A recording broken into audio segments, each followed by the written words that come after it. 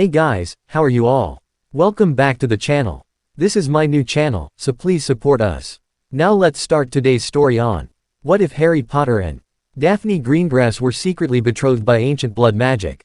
But before we begin, comment 2 blue hearts, be sure to subscribe to our channel, like this video, and share it with your friends. Also, watch till the end because this story is going to be amazing. And don't forget to check out our Patreon for exclusive Harry x Hermione uncensored spicy versions, link is in the description. Now, let's begin the story. Chapter 1, Blood Awakening. The letter arrived 3 days after Harry's 17th birthday, delivered by an imperious eagle owl that perched on his windowsill at Privet Drive and refused to leave until he accepted its burden. The parchment was thick and expensive, sealed with emerald wax bearing a crest he didn't recognize, a shield divided by a diagonal line, half showing stars, half showing what appeared to be grass or reeds. Harry broke the seal with suspicion. These days, anything unexpected spelled danger. The elegant handwriting inside sent ice down his spine. Potter, what have you done? Meet me tomorrow, noon, at the Leaky Cauldron. Private room. Come alone. The damage is already spreading. DG. Harry read it 3 times. DG. He knew of only one student at Hogwarts with those initials, Daphne Greengrass, the so-called Ice Queen of Slytherin. They'd never exchanged more than a handful of words in 6 years. Why would she contact him now, with this cryptic message? Damage, he muttered, setting the parchment on his bed. What damage? Harry had spent the summer in a fog of grief and anger following Dumbledore's death. The war was escalating daily. The Prophet reported disappearances, strange accidents, and signs of Death Eater activity that the Ministry still downplayed. Only yesterday, Lupin had informed him through a secure Patronus message that the Ministry might fall within weeks. And here was this mysterious summons from a Slytherin he barely knew. It had to be a trap. But something about the urgency in those few lines nagged at him. Harry glanced at his scarred right hand. The strange golden shimmer that had appeared on his birthday hadn't faded, if anything, it had intensified, now forming a distinct pattern beneath his skin that resembled a chain wrapping around his wrist. He'd tried healing spells, cleaning charms, even Muggle soap, but nothing affected it. Now a Slytherin was demanding a meeting about damage. Could they be connected? The owl hooted impatiently, shifting on the windowsill. Fine, Harry said, fishing out a scrap of parchment and a quill. But we're doing this my way. He scribbled a response, Greengrass, not the Leaky. Too exposed. Tomorrow, 10 a.m., Godric's Hollow Cemetery. I'll find you. Don't come if you can't come alone. HP. Harry watched the owl disappear into the twilight, wondering if he'd just made a terrible mistake. But if this meeting was legitimate, he needed the home field advantage. And he'd been wanting to visit his parents' graves anyway. The cemetery in Godric's Hollow was empty when Harry arrived at 9:30 the next morning, his invisibility cloak tucked securely in his pocket. He'd placed detection charms around the perimeter and found 3 good escape routes. If this was a trap, he wouldn't be caught unprepared. At precisely 10 a.m., a soft pop of apparition broke the morning stillness. Daphne Greengrass materialized beside the cemetery gate, her posture rigid with tension. She wore simple dark blue robes rather than Muggle clothing, her blonde hair pinned severely at the nape of her neck. Her wand remained in its holster, but her hand hovered near it. Harry watched from behind a large headstone as she scanned the cemetery, her blue eyes calculating. There was something different about her, a golden shimmer visible around her left wrist that pulsed in time with his own. I know you're here, Potter, she called, her voice carrying easily in the quiet graveyard. I can feel you. That unsettled him. He slipped from behind the headstone, keeping his wand ready but not pointed directly at her. Greengrass. She didn't startle, merely turned toward him with a grim expression. You're marked too, then. Harry glanced at his wrist, where the golden chain pattern seemed to brighten in her presence. What is this? A catastrophe, she replied, her voice tight. May I approach? I'm alone and unarmed, Well, my wand is holstered. I need to confirm something. Harry nodded cautiously. Slowly. Daphne walked toward him with measured steps. As the distance between them decreased, the golden marks brightened until they seemed to emit actual light. When she stopped 3 feet away, Harry felt a strange pull, like a hook behind his navel, similar to a port key, but gentler, urging him toward her. "Give me your hand," she said. "Not until you explain what's happening." Daphne's perfect composure slipped for a moment, revealing frustration and, was that fear? "I'm trying to confirm what I already suspect, Potter. Our families are bound by an ancient blood contract. It activated when you turned 17. Blood contract?"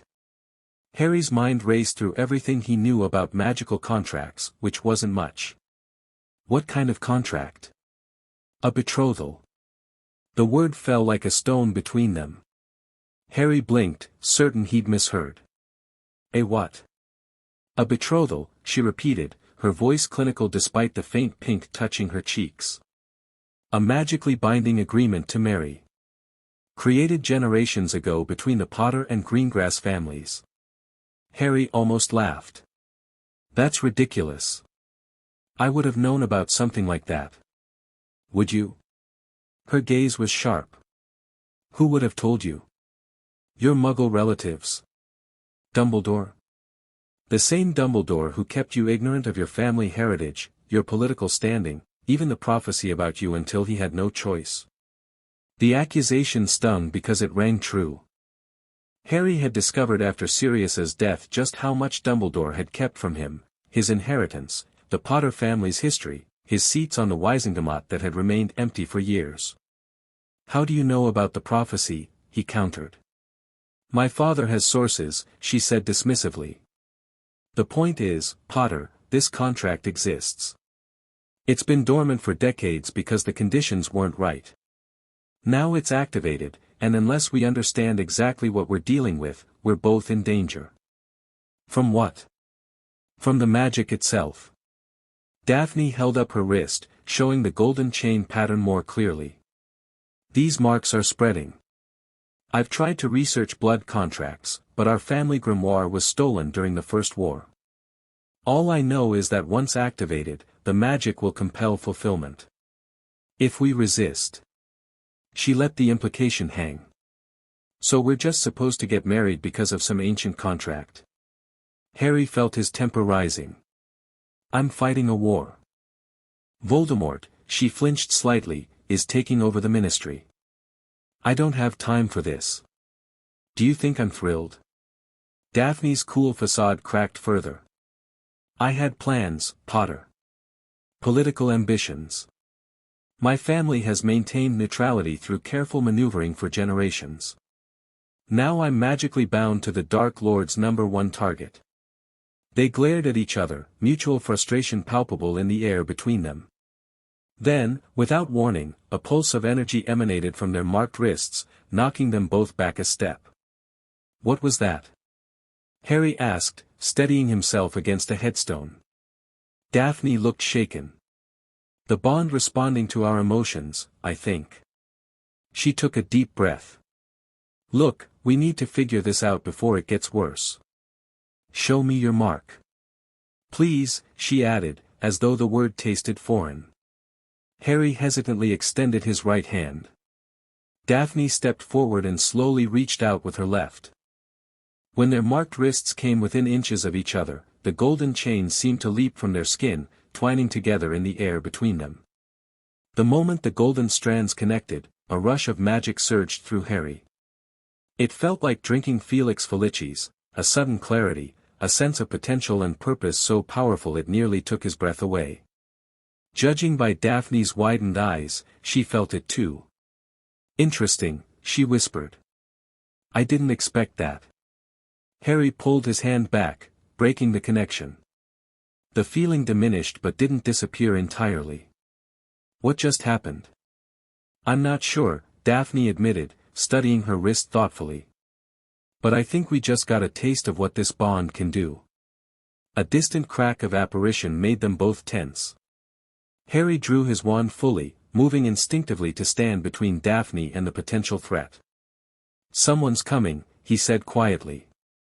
"Multiple someones. Can you apparate?" Daphne nodded, drawing her own wand. "Where?" Harry made a split-second decision. "Grimmauld Place, London." "Think of the address, number 12, Grimmauld Place." He had no idea if she'd be able to see the house under the Fidelius, but he suspected the bond might allow it. Either way, they needed to leave. "On 3, he said, as the sound of approaching voices grew louder. 1, 2, 3 cloaked figures came into view beyond the cemetery wall, wands drawn. 3. They turned in unison and vanished with twin cracks. They appeared on the doorstep of Grimmauld Place, slightly disoriented. Harry reached for the door, but Daphne caught his arm. "Wait," she said, her voice hushed. "How did I apparate here? This place should be under Fidelius." Harry stared at her. "You can see the house." "Of course I can see it. Number 12, Grimmauld Place." She frowned. "The bond must have shared the secret with me. That's concerning." Before Harry could respond, the door swung open to reveal Remus Lupin, his wand pointed directly at them. "Harry?" Lupin's gaze shifted to Daphne, his expression darkening. "Step away from her. Slowly." "It's not what you think," Harry said quickly. "She's not a threat. We need to talk, privately." Lupin didn't lower his wand. "Miss Greengrass, I believe. Your family's neutrality is well known, which makes your presence here rather suspicious." "Circumstances have changed, Professor Lupin," Daphne replied coolly. "I assure you, I'm not here by choice." "She's with me," Harry insisted, stepping between them again. "We were just attacked in Godric's Hollow. Can we come in?" Lupin hesitated, then stepped aside. "Directly to the kitchen.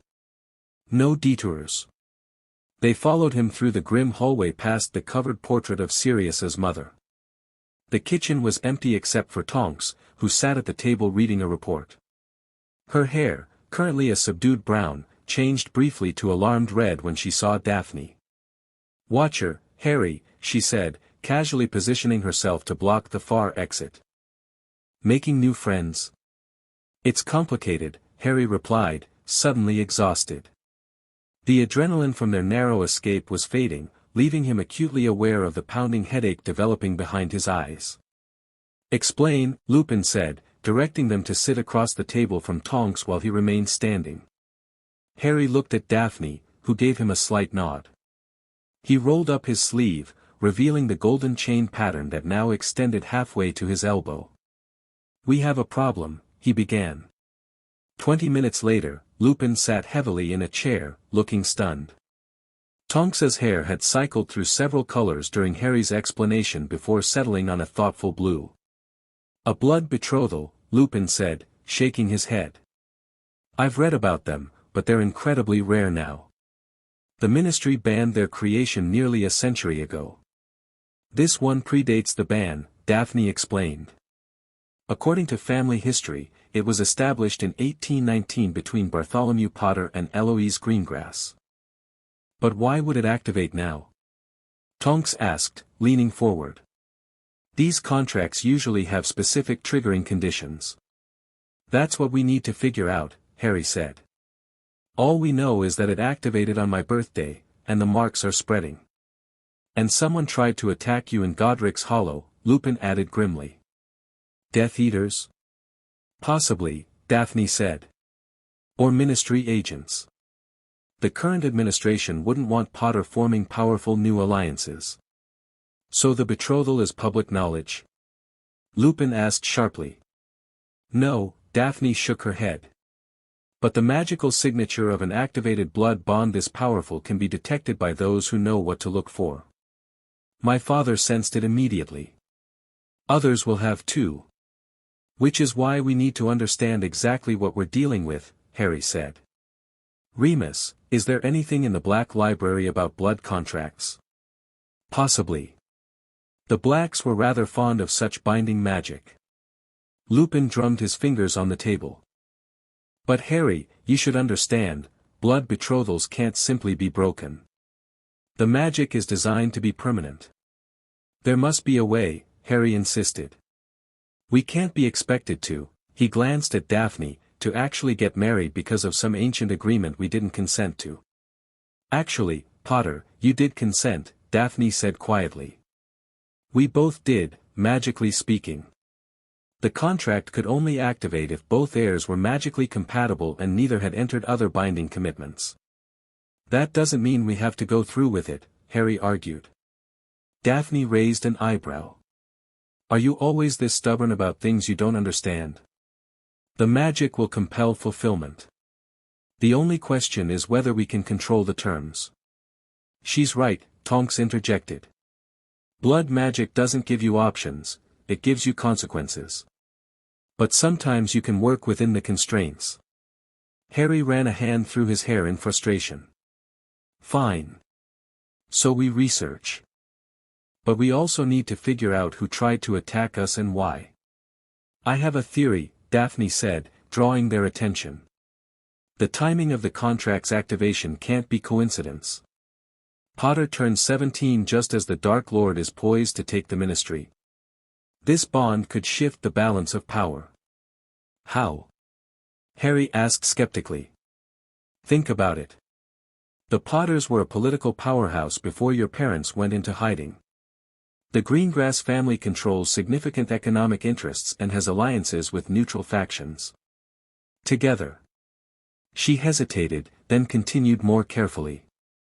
Together, we could potentially challenge both the Dark Lord and the corrupt ministry. You want to form a third faction in the war, Lupin said, his voice neutral but his eyes sharp. I want to survive, Daphne corrected. And perhaps change a few things along the way. Harry studied her, seeing beyond the cool exterior for the first time.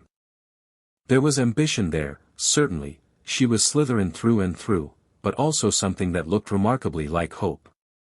We need more information before we make any decisions, he said finally. About the bond, about who's targeting us, about everything. Agreed, Daphne said. But we should establish some basic terms for working together. This bond connects us whether we like it or not. Fine. Harry extended his hand across the table, careful to use his unmarked left one. Temporary alliance while we figure this out. No secrets about the bond or anything related to it. Daphne regarded his hand for a moment before taking it. Agreed. And we make no major moves without consulting each other first. As they shook hands, the marks on their wrists flared briefly, sealing their agreement with magic they didn't yet understand. Harry found Daphne in the Black Library that evening, surrounded by ancient tomes and looking increasingly frustrated. She'd shed her outer robe and rolled up her sleeves, revealing the golden chain pattern that now wrapped around her forearm in an intricate pattern. He noticed that when she was focused, a small crease formed between her eyebrows. Any luck? He asked, setting down a tray with tea and sandwiches that Creature had prepared. Some, she replied without looking up. None of it good. Harry sat across from her. Tell me. Daphne sighed, marking her place in the text before meeting his gaze. Blood betrothals were created to forge powerful magical alliances between families. They're designed to enhance the magical capabilities of both parties and ensure compatible offspring. She delivered this clinical assessment without embarrassment, though Harry felt his own cheeks warm slightly. The bond grows stronger over time, she continued. These marks, she gestured to her wrist, will continue to spread until the contract is fulfilled through marriage. If we resist beyond a certain point, the magic turns punitive.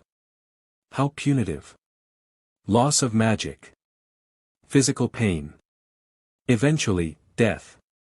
She picked up her teacup, her hand perfectly steady despite the gravity of her words. The timeline varies, but most sources suggest we'd have about a year from activation before the effects become unbearable. Harry absorbed this. So we either get married or lose our magic and possibly die. Those are our options. Essentially. Daphne took a sip of tea. Though there's more to it than just a ceremony. The bond requires genuine partnership, political, magical, and eventually physical consummation. Harry nearly choked on his tea.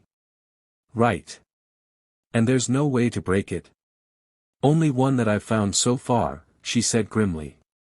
If one of us dies, the other is released. A heavy silence fell between them. So we're trapped, Harry said finally. Not necessarily trapped. Daphne set down her cup. We could view this as an opportunity. To do what, exactly? To change things. She leaned forward, a sudden intensity in her blue eyes. Potter, do you realize the potential power at our disposal? This bond amplifies our combined magic. The brief connection we experienced in the cemetery was just a fraction of what we could access. And what would we do with this power? Harry asked cautiously. Whatever we want. Daphne's voice dropped. The magical world is broken, Potter. The ministry is corrupt, blood purists control too much, and progressives lack the political will to make real change. Between the Dark Lord and the ministry, we're choosing between different flavors of oppression. And you care about changing that? Harry couldn't keep the skepticism from his voice. You're a Slytherin pureblood. Daphne's expression cooled. And that means I support the Dark Lord? My family has remained neutral precisely because we reject both extremes. The pureblood agenda is a death sentence for magical Britain, inbreeding and isolation while Muggles advance beyond us. But the ministry's willful blindness to magical traditions and heritage is equally destructive. So what's your vision then? Harry challenged. A magical society that combines innovation with tradition. Merit-based advancement alongside respect for magical heritage, regardless of blood status. Her eyes never left his. But vision means nothing without power to implement it. Together, we could have that power. Harry studied her, trying to reconcile this passionate idealist with the Ice Queen he'd glimpsed in Hogwarts corridors for 6 years. Why should I trust you? You shouldn't, not completely. Not yet. Her honesty surprised him. But the bond will reveal deception. We can literally feel each other's intentions when connected. To demonstrate, she extended her marked wrist. After a moment's hesitation, Harry reached out with his own. The golden chains leapt between them, connecting with a warm pulse of magic. Instantly, he could sense her, not her thoughts, exactly, but her emotions and the shape of her intentions. There was ambition there, certainly, but also determination, intelligence, and a surprising current of idealism. She believed what she was saying. Daphne's eyes widened slightly. You really do want to save everyone, she murmured. It's not just rhetoric. Harry pulled back, breaking the connection. And you really do want to change the system? Yes, she said simply. My father built our family's neutrality as a survival strategy, but I've always wanted more. This bond could be the means. Before Harry could respond, the library door opened to admit Hermione, her arms full of books. She stopped short at the sight of Daphne. Harry? What's going on? Her eyes darted between them suspiciously. Hermione, Harry said, standing quickly.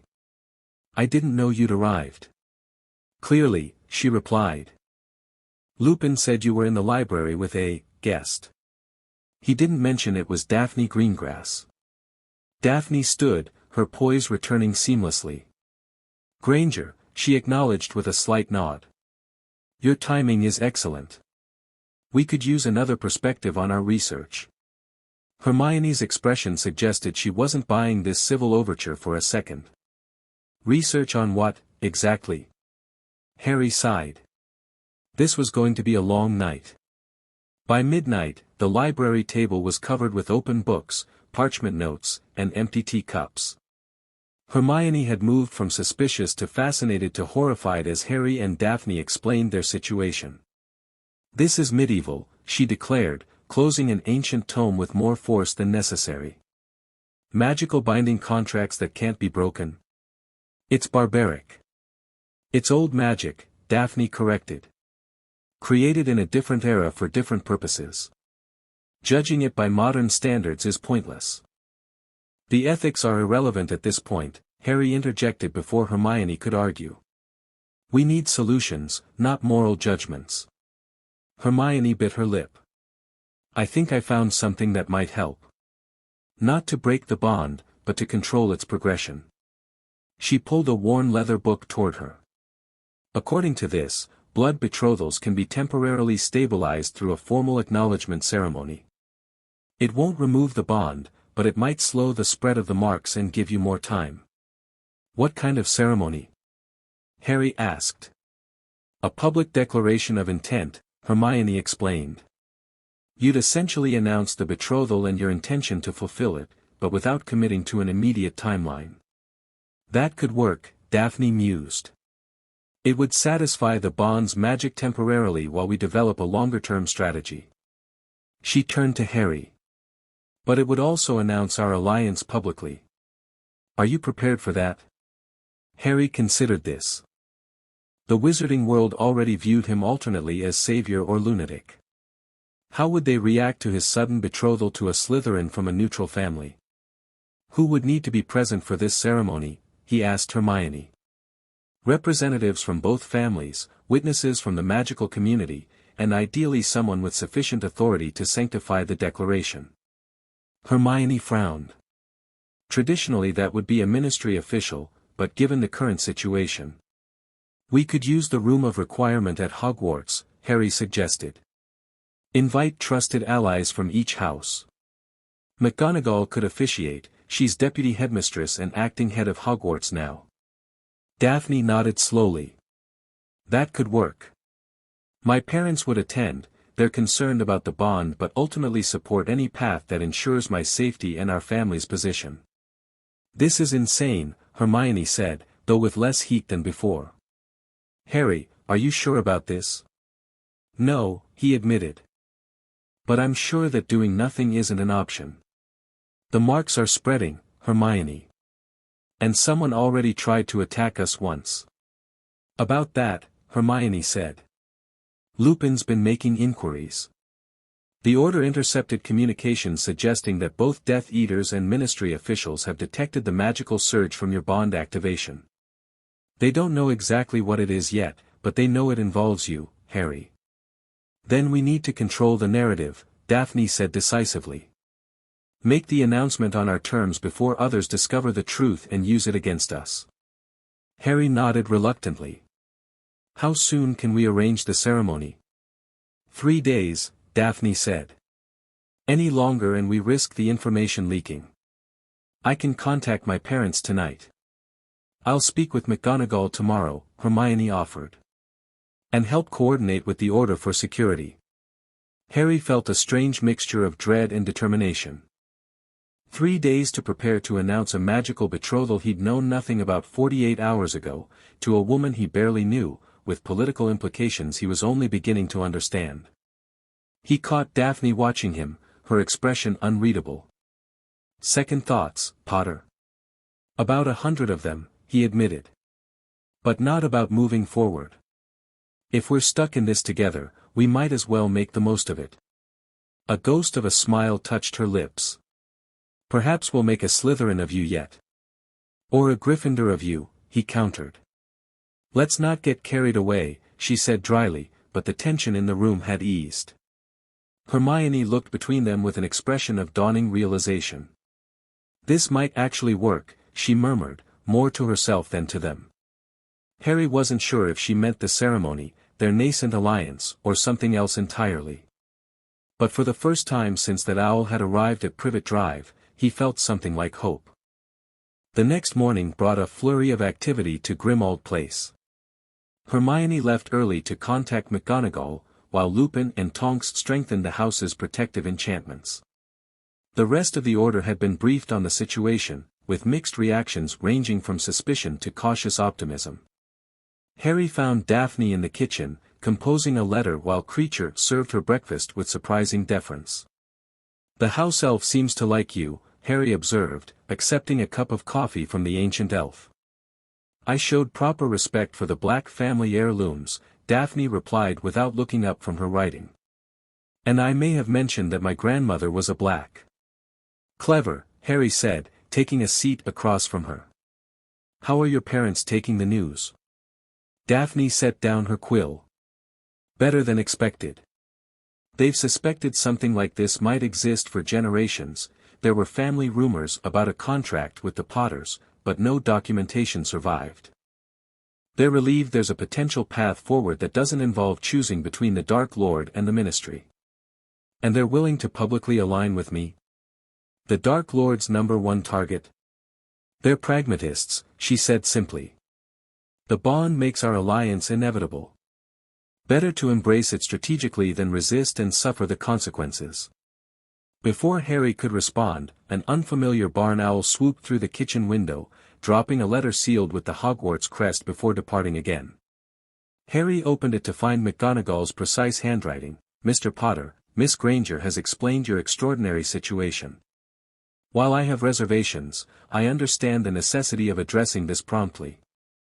Hogwarts will accommodate your ceremony tomorrow evening at 8 p.m. in the Room of Requirement. The castle remains secure despite Ministry attempts to interfere. I will officiate as requested. Please provide a list of attendees for security purposes. Portkeys will be arranged. Be careful, Potter.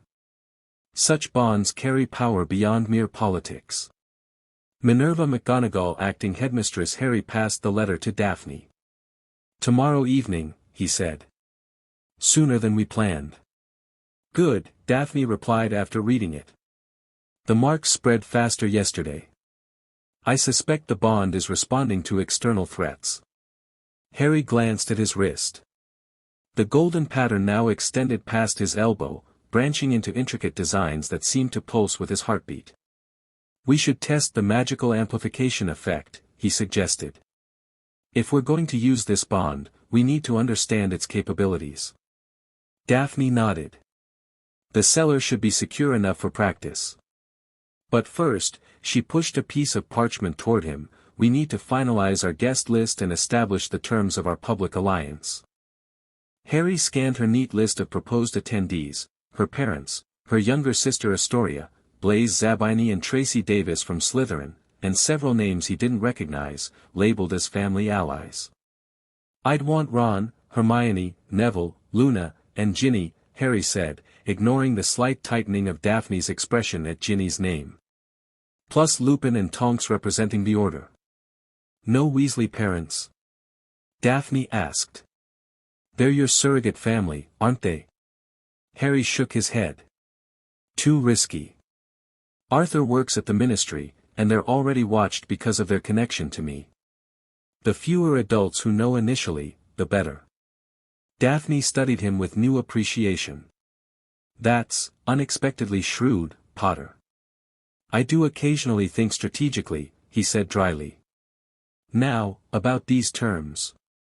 They spent the next hour negotiating the public framework of their alliance, what they would reveal about the betrothal, how they would position themselves politically, and what immediate actions they would take. We need a name, Daphne said as they finalized their notes. Something that represents our faction without being too obvious. The Order of the Phoenix is already taken, Harry said with a half-smile. And 2 Dumbledore associated, Daphne countered. We're creating something new, neither light nor dark, but a third path. Harry considered this. The Covenant, he suggested finally. Simple, significant without revealing too much. The Covenant, Daphne repeated, testing the word. It works. Suggests binding agreements and mutual protection without specific ideological connotations. Their planning was interrupted by Ron's arrival in the kitchen, his expression darkening at the sight of Daphne. Plotting with snakes now, Harry? He asked, though with less heat than Harry had expected. Hermione filled you in? Harry asked. Yeah. Sounds mental, mate. Ron grabbed a piece of toast from the platter creature had left. Magical blood betrothals, secret ceremonies, challenging you-know-who and the ministry. Just another year with Harry Potter, isn't it? Despite everything, Harry laughed. Leave it to Ron to reduce their extraordinary situation to just another Potter adventure. Daphne observed their interaction with clinical interest. Weasley, she acknowledged. I assume you're attending tomorrow? Wouldn't miss it, Ron replied, his casual tone belied by the intensity of his gaze. Someone's got to watch Harry's back around all those Slytherins. Your loyalty is commendable, Daphne said, rising from her seat. Potter, shall we test the bond's capabilities now? I'd like to establish our magical baseline before tomorrow. Harry nodded, standing to follow her. Ron, want to help? We could use another wand for comparison.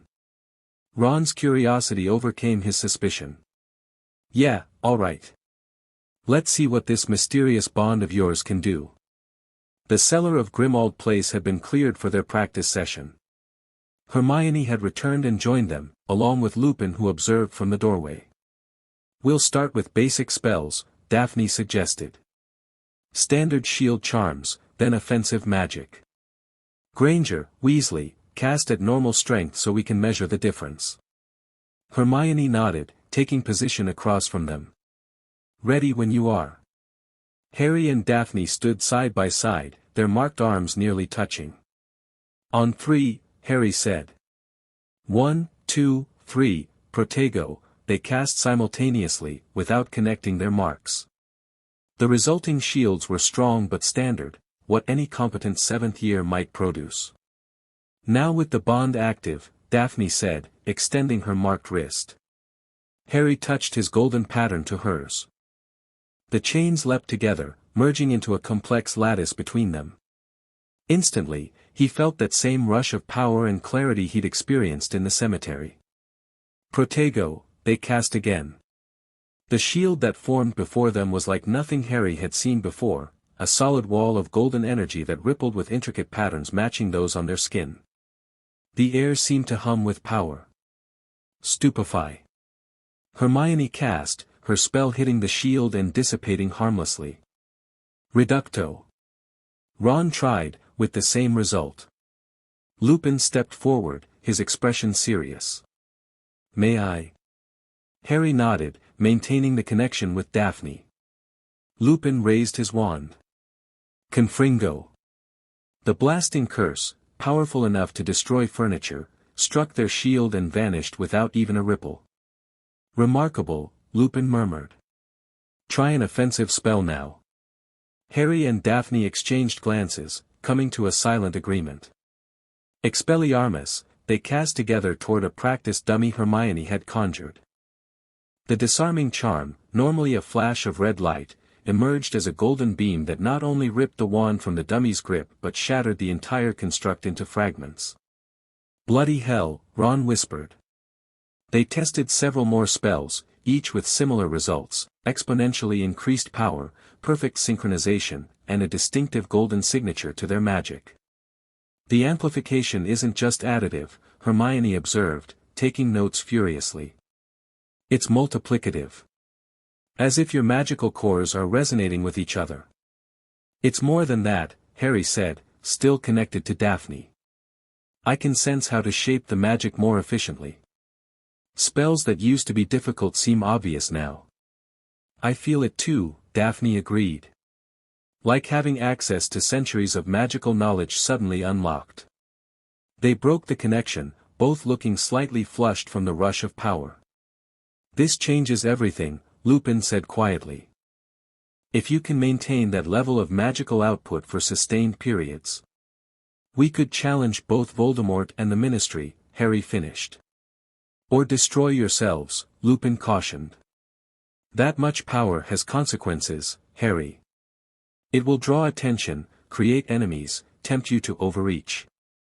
We'll be careful, Harry promised, though he wasn't entirely sure how one exercised caution with unprecedented magical ability. Daphne was examining her arm, where the golden pattern had expanded further, now reaching her shoulder. The bond grows stronger with use, she noted. We should limit further practice until after the ceremony. Harry nodded, suddenly exhausted despite the early hour. The magical exertion had taken more from him than he'd realized. Hermione noticed immediately. You both need rest. Tomorrow will be demanding enough without magical exhaustion. Agreed, Lupin said. I suggest you all prepare your statements for the ceremony. This alliance needs to be presented carefully if you hope to gather supporters rather than just more enemies. As they filed out of the cellar, Daphne caught Harry's arm. A word in private? He nodded, letting the others go ahead. When they were alone, Daphne's composed expression faltered slightly. There's something I didn't mention upstairs, she said quietly. When we connected just now, I sensed echoes. Another presence touching your magic. Harry tensed. Voldemort? Through the scar connection? I don't think so. This felt different, fractured, desperate. Like something trapped. The Horcrux, Harry murmured without thinking. Daphne's eyes widened. The what? Harry cursed silently. In the rush of magical connection, he'd forgotten to guard his thoughts. I can't explain fully right now, he said. But yes, there's a contamination in my magic. Dumbledore knew about it. This changes our approach, Daphne said, her mind clearly racing. The bond is interacting with this, Horcrux, whatever it is. We need to understand that interaction before proceeding further. There isn't time, Harry countered. The ceremony is tomorrow, and this, he gestured to his scar, is a complication we'll have to address later. Potter. Daphne's voice was deadly serious. I don't know what a Horcrux is, but I know dark magic when I sense it. If our bond is connecting with something dark in you, we need to know before we cement this alliance. Harry met her gaze. Do you trust me? That's not the point, it's exactly the point, Harry interrupted. I promise I will explain everything after the ceremony. But right now, I need to know, despite this complication, do you trust me enough to proceed? Daphne studied him for a long moment. Yes, she said finally. Against my better judgment, I do. Then let's focus on tomorrow. One impossible task at a time. The morning of the ceremony dawned with a sense of suppressed tension throughout Grimmauld Place. Preparations had continued late into the night, securing port keys, arranging security, drafting statements. Now the moment of commitment was nearly upon them. Harry found himself in Sirius's old room, struggling with formal robes that creature had somehow procured. They were deep green with subtle gold embroidery, Potter colors, apparently, though Harry had never known his family had official colors.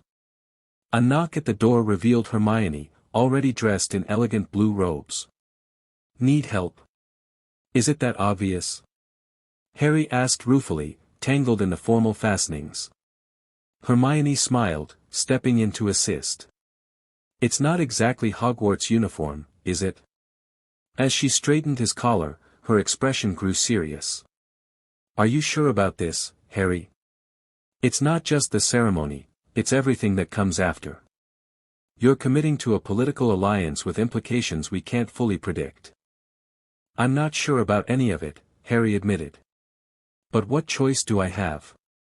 The bond is real, the magic is powerful, and someone's already tried to attack us once. At least this way we control how it unfolds. And Greengrass? Hermione asked carefully. Can she be trusted? Harry thought of their magical connection, the clarity he felt when their powers merged, the glimpses of her true self beneath the careful Slytherin mask. Yes, he said with more certainty than he felt about anything else. Not completely, not yet. But enough for this. Hermione nodded, stepping back to survey her handiwork. You look like the heir to an ancient house, she said with approval. I feel like an imposter, Harry muttered. You're not, came a voice from the doorway. They turned to see Lupin, dressed in the best robes he owned, though they were still somewhat shabby. James would be proud to see you taking up your family's legacy, Harry. Perhaps not in the circumstances he might have expected, but proud nonetheless. "What about my mother?" Harry asked quietly. "What would she think of all this?" Lupin's smile was sad. Lily was pragmatic beneath her idealism. "She'd want you to use every advantage to survive, and to change things for the better if you could." A house elf Harry didn't recognize appeared with a soft pop. "Miss Greengrass requests Master Potter's presence in the drawing room. The port keys will activate in 20 minutes. Harry took a deep breath. "Time to meet the in-laws, I suppose." "We'll be right behind you," Hermione assured him. The drawing room had been transformed from its usual gloomy state. The curtains were open, ancient artifacts temporarily removed, and the black family tapestry covered with an elegant cloth. Daphne stood near the fireplace with an older couple who could only be her parents. Harry paused in the doorway, momentarily stunned. Daphne wore robes of silver blue that complemented her eyes, her blonde hair arranged in an intricate style that somehow managed to look both regal and effortless. The golden marks on her arm were visible, deliberately displayed rather than hidden. She turned as he entered, something like approval flickering in her expression. "Potter. May I present my parents, Lord Cyrus Greengrass and Lady Artemis Greengrass." Harry stepped forward, suddenly grateful for Hermione's last-minute etiquette coaching. He inclined his head respectfully but not subserviently. "Lord and Lady Greengrass. Thank you for coming under such unusual circumstances." Cyrus Greengrass was a tall man with the same blonde hair as his daughter, though streaked with silver. His expression was carefully neutral as he extended his hand. "Mr. Potter." An unexpected alliance, but perhaps a timely one. Lady Artemis was where Daphne got her eyes, the same striking blue, though with laugh lines that her daughters lacked. "We've long wondered about the rumors of a contract with the Potters," she said, her voice warm but assessing. "Though I confess, this is not how I imagined meeting my daughters intended." "For any of us, I think," Harry replied honestly. "Indeed," Lord Greengrass said. "I understand from Daphne that you intend to position this alliance as a third option in the current conflict." "Yes," Harry confirmed. "Neither Voldemort's," he noted their slight flinches, "vision nor the Ministry's corruption offers a viable future for magical Britain. We believe there's appetite for an alternative." "Bold," Lady Artemis commented. "The question remains whether you have the resources and strategy to back such ambition." "That's what we're here to discuss," Daphne interjected smoothly. "The ceremony will buy us time to develop both. Today is about establishing the foundation." More guests began to arrive, Ron with Ginny, Neville looking uncomfortable but determined in formal robes, Luna in eccentrically beautiful silver dress robes. From Slytherin came Blaise Zabini, elegant and watchful, Tracy Davis, sharp-eyed and curious, and Daphne's younger sister Astoria, who regarded Harry with unabashed interest. "Quite the collection of talent," Lord Greengrass observed quietly to Harry. "Representatives from all houses, I notice." "The point of a third path is that it draws from all traditions," Harry replied. "Not just Gryffindor or Slytherin." Lupin approached with the portkeys, ordinary-looking items enchanted to transport them directly to the room of requirement. "Everyone gather round," he instructed. "These will activate in precisely 1 minute. Remember, once at Hogwarts, we proceed directly to the 7th floor. The castle is secure, but discretion is essential." Harry found himself standing between Daphne and Hermione, his hand poised over an innocuous-looking quill. "Nervous?" Daphne murmured, just for him to hear. "Terrified," he admitted quietly. "You?" A flicker of vulnerability crossed her face. "Completely. But don't tell anyone." Harry smiled despite everything. "Your secret's safe with me." 10 seconds, Lupin announced. Harry's fingers closed around the portkey, and he felt Daphne's marked wrist brush against his. Even that brief contact sent a pulse of golden light between them. The drawing room vanished in a swirl of color and sensation. The room of requirement had outdone itself. Instead of the familiar training space of DA meetings, it had transformed into a solemn chamber reminiscent of ancient ritual spaces. Stone walls rose to a domed ceiling enchanted to show the night sky. In the center, a raised dais held a simple altar of white marble, upon which rested a silver knife and 2 golden goblets. Professor McGonagall awaited them, resplendent in formal Scottish robes, her expression a mixture of concern and resignation. "Mr. Potter, Miss Greengrass," she greeted them. "I've secured the room personally. We will not be disturbed." "Thank you, Professor," Harry said sincerely. "Don't thank me yet, Potter," she replied crisply. "This ceremony, while necessary given your circumstances, commits you to a path with considerable consequences. Are you both certain you wish to proceed?" Harry glanced at Daphne, who nodded almost imperceptibly. "We are," he confirmed. "Very well." McGonagall gestured for the guests to arrange themselves in a circle around the dais. "Lord and Lady Greengrass, as representatives of one family, please stand to the east. Mr. Lupin, as Mr. Potter's closest magical guardian, please stand to the west." Once everyone was positioned, McGonagall continued. "We gather today to acknowledge a blood covenant between the houses of Potter and Greengrass, activated through ancient magic upon the 17th birthday of Harry James Potter, last scion of his line. This ceremony does not complete the betrothal but formally recognizes its existence and the intentions of both parties to honor its magic." She turned to Harry and Daphne. "Please approach the altar." They stepped onto the dais together. Up close, Harry could see runes carved into the marble surface, pulsing faintly with magic. "Present your marked arms," McGonagall instructed. They extended their arms over the altar, the golden patterns now covering from wrist to shoulder on both of them, glowing visibly even in the well-lit room. "The knife on the altar is ceremonial," McGonagall explained. "A small drop of blood from each of you will be required to acknowledge the bond. This is not blood magic itself, merely a recognition of what already exists." Harry picked up the knife first. It was lighter than it looked, the blade impossibly sharp.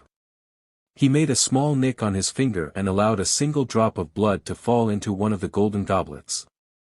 Daphne did the same, her movements precise and unhesitating. McGonagall waved her wand over the goblets, and the blood in each began to glow with the same golden light as their marks. "Now, declare your intentions before these witnesses." Harry spoke first, the words they had carefully crafted together the previous night. "I, Harry James Potter, acknowledge the blood covenant between our houses. I pledge to honor its magic and to work alongside Daphne Greengrass toward our mutual benefit and the betterment of magical society." Daphne's voice was clear and strong. "I, Daphne Artemis Greengrass, acknowledge the blood covenant between our houses. I pledge to honor its magic and to work alongside Harry Potter toward our mutual benefit and the betterment of magical society." "Take up your goblets," McGonagall instructed. "By drinking, you formalize your acknowledgement of the bond." Harry lifted his goblet, meeting Daphne's eyes over the rim. For a moment, everything else faded away, the witnesses, the ceremony, even the looming war. There was only this choice, this moment, this irrevocable step. They drank simultaneously. The effect was immediate and breathtaking. The golden patterns on their arms flared brilliantly, extending visibly across their chests and up their necks in intricate, beautiful designs. Magic surged between them, connecting them in a visible arc of golden light that expanded outward to encompass the entire circle of witnesses. Harry felt the bond settle into place, not completed, but acknowledged and temporarily stabilized. The constant pressure he'd felt since his birthday eased, replaced by a steady, warm connection to Daphne that hummed at the edge of his awareness. "The acknowledgement is complete," McGonagall announced, her voice betraying rare emotion. "The covenant between Potter and Greengrass is recognized by magic and by these witnesses." The golden light gradually faded, though the marks remained visible on their skin, now stabilized in their current patterns rather than actively spreading. "Now," McGonagall said, her practical nature reasserting itself, I believe you had planned to make a statement regarding your political alliance. Harry nodded, turning to face their assembled guests. Daphne moved to stand beside him, their marked arms almost touching. What you've witnessed today goes beyond a simple betrothal, Harry began. It represents a new path forward in the conflict that threatens to tear our world apart. We stand neither with Voldemort nor with the corrupt ministry, Daphne continued. We offer a third choice, what we call the Covenant. The Covenant will fight to protect all magical people, regardless of blood status or house affiliation, Harry said. We reject both pureblood supremacy and the erasure of magical traditions. We seek allies who value both innovation and heritage, who believe in merit-based advancement alongside respect for magical history, Daphne added. In the coming days, we will reach out to those who share these values, Harry continued. We will build a coalition strong enough to challenge both Voldemort and Ministry corruption. But we cannot do this alone, Daphne concluded. Each of you was invited today because you possess qualities essential to this vision. We ask you to consider joining us, not as followers, but as equals in building a better future for magical Britain. A moment of silence followed their words. Then, to Harry's surprise, Neville Longbottom stepped forward. The Longbottom family stands with the Covenant, he said, his voice steady despite the flush on his cheeks. My parents fought against you-know-who, and I'll do the same. But they also believed in a better ministry than what we have now. Luna Lovegood drifted forward next. The Quibbler will support your efforts, she said dreamily. Dad's been trying to expose ministry corruption for years. He'll be thrilled there's finally action being taken. One by one, others declared their support, Ron and Ginny for the Weasleys, Blaise Zabini offering connections to neutral families abroad, Tracy Davis pledging information from her family's extensive mercantile network. Lord Greengrass cleared his throat. The Greengrass family formally acknowledges this alliance and pledges our resources toward its success. He turned to Harry. Mr. Potter, I believe it's time we discussed specific strategy. This ceremony was merely the first step. Agreed, Harry said. But not here. We've remained in one place too long already. As if confirming his words, a silver lynx Patronus streaked into the room, speaking with Kingsley Shacklebolt's voice, Ministry has fallen. Scrimgeour dead. Death Eaters controlling key departments. Hogwarts perimeter being monitored. Return to secure location immediately. The room erupted into controlled chaos as Lupin began organizing their departure. McGonagall's face was grim as she summoned house elves to guide them through secret passages to safe apparition points. In the midst of the activity, Daphne caught Harry's hand, their marked skin connecting briefly. That now familiar surge of power and clarity washed through him. It begins, she said quietly. Harry nodded. The acknowledgement ceremony had been completed just in time, moments before Voldemort seized control of the Ministry. Their third path was now more necessary than ever. It begins, he agreed. But we're ready. Around them, the first members of the Covenant prepared to face a world changed overnight, a world where their new alliance would soon be put to the test. They regrouped at Grimmauld Place, the house now humming with tension and activity. Order members operated in with reports of Ministry takeovers, disappearances, and Death Eater movements. The Greengrasses and Slytherin students remained, their neutrality abandoned the moment they pledged to the Covenant. In the library, Harry met with the core group, Daphne, her father, Lupin, Hermione, and Ron. A map of magical Britain lay spread across the table, marked with known Death Eater strongholds and Ministry outposts. They moved faster than we anticipated, Lord Greengrass observed, his finger tracing the reports of coordinated takeovers. This was planned months in advance. But executed today specifically, Daphne noted. Hours after our ceremony. That can't be coincidence. They sensed the magic, Lupin confirmed. Kingsley reports that unusual magical activity was detected in Scotland. They couldn't pinpoint Hogwarts specifically because of its protections, but they knew something significant had occurred. So they accelerated their timeline, Harry concluded. Which means they consider our alliance a genuine threat. Or an opportunity, Lord Greengrass suggested.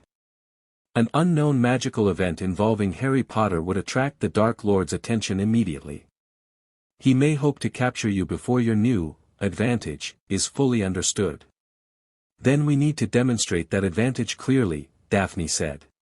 Make a statement they can't ignore. What kind of statement? Ron asked skeptically. A rescue operation, Harry said suddenly, the idea crystallizing as he spoke. The Ministry will begin rounding up Muggleborns immediately, it's been their plan all along. We intercept one of these operations and free the captives. Risky, Lupin cautioned.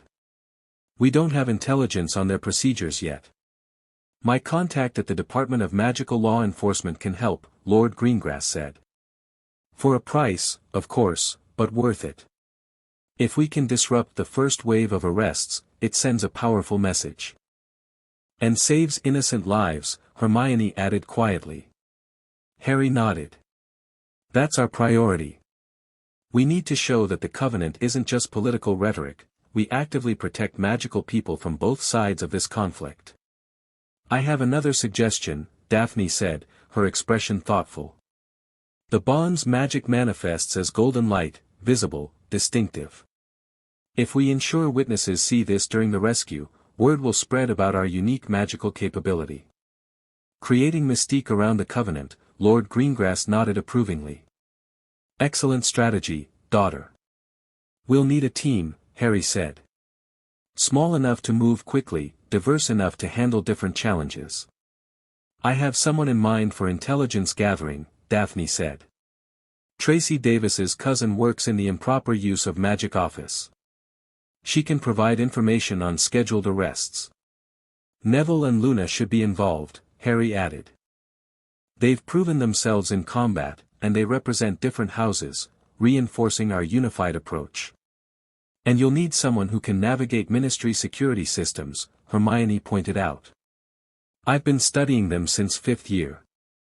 Plans continued to develop as more allies arrived with information. By midnight, they had the outline of their first operation, a raid on a processing center where Muggleborns would be held before transfer to Azkaban. Harry found himself in the kitchen in the early hours of the morning, unable to sleep despite exhaustion. The golden marks on his skin glowed faintly in the dimness as he nursed a cup of tea. Planning to take on the entire Ministry by yourself? Daphne's voice came from the doorway. He looked up to see her enter, still fully dressed despite the hour. Just thinking. It's all happening so fast. Second thoughts. She took the seat across from him. Not about the Covenant, he clarified. Just wondering if we're doing enough, moving quickly enough. We've barely begun, Daphne reminded him. The ceremony was just hours ago. And Voldemort's already taken the Ministry. Which was inevitable regardless of our actions, she countered. The difference is that now there's organized resistance beyond Dumbledore's order. She was right, and Harry knew it. Still, the weight of responsibility pressed heavily on him. People will die while we organize, he said quietly. Yes, Daphne acknowledged, her bluntness refreshing amid so many who tried to shield him from harsh truths. But fewer than if we rushed in unprepared. Strategy matters, Potter. Even Gryffindors should recognize that. Despite himself, Harry smiled. You're never going to let the house rivalry go, are you? It provides useful shorthand, she replied with a hint of amusement. Though I'm finding you less Gryffindorish than advertised. And you're less Slytherin than your reputation suggests. Don't spread that around, she said dryly. I've cultivated my Ice Queen persona for years. Their conversation was interrupted as Creature appeared with a soft pop. Master has visitors, the elf announced. The Wolfman brings news. They found Lupin in the entry hall with Tonks, both looking grim but determined. We have confirmation, Lupin said without preamble. The first Muggleborn registration hearings begin tomorrow morning. Those who fail to prove their magical heritage will be immediately detained. Where? Harry asked. Holding cells beneath the ministry, Tonks supplied. Before transfer to Azkaban tomorrow evening. Then we move tomorrow, Harry decided. Mid-afternoon, when the first detainees are processed but before transfer. I'll alert the team, Daphne said, already moving toward the stairs. We'll need to finalize the extraction plan. As plans accelerated around them, Harry felt the bond between them hum with energy. Whatever came next, their path was set. The Covenant had made its first acknowledgement, now it would make its first stand. Chapter 2, Shadow Insurgency. Darkness cloaked the narrow London street as Harry crouched behind a weathered brick wall, his breath forming small clouds in the November chill. Beside him, Daphne's presence was a steady warmth, her shoulder pressed against his as they observed the nondescript building across the road. To casual passers-by, it appeared to be an abandoned office building with boarded windows and faded "To Let" signs, but the subtle shimmer of magical wards told a different story. Ministry holding facility, Daphne whispered, her voice barely audible. According to Tracy's cousin, they're processing 17 Muggleborns inside right now. Harry nodded, his eyes never leaving the building's entrance where two wizards in maintenance uniforms stood smoking, disguised security, their wands visible in quick-draw holsters beneath poorly fitted jackets. Neville and Luna in position, he asked. Daphne tapped the enchanted galleon in her palm, Hermione's improved version of the DA communication system. It warmed briefly, displaying a simple message, ready. Yes. Waiting for our signal on the east side. She shifted slightly, her marked arm brushing against his. Even that brief contact sent a current of power between them, the golden patterns beneath their skin illuminating momentarily. In the 3 weeks since the acknowledgement ceremony, they'd refined their ability to channel the bond's magic. They could now maintain connection without constant physical contact, drawing on their shared power with greater precision. The marks no longer spread but remained a permanent lattice of intricate golden chains across their skin, from fingertips to collarbone. Remember the plan, Harry murmured, though he knew Daphne needed no reminder. We breach, you shield, I disarm. Non-lethal force only. Unless necessary, she amended coolly. Unless necessary, he agreed, having learned that Daphne's pragmatism often balanced his idealism in ways that kept them both alive. A soft chime from the galleon signaled Hermione's update, wards mapped. Weak point identified at rear service entrance.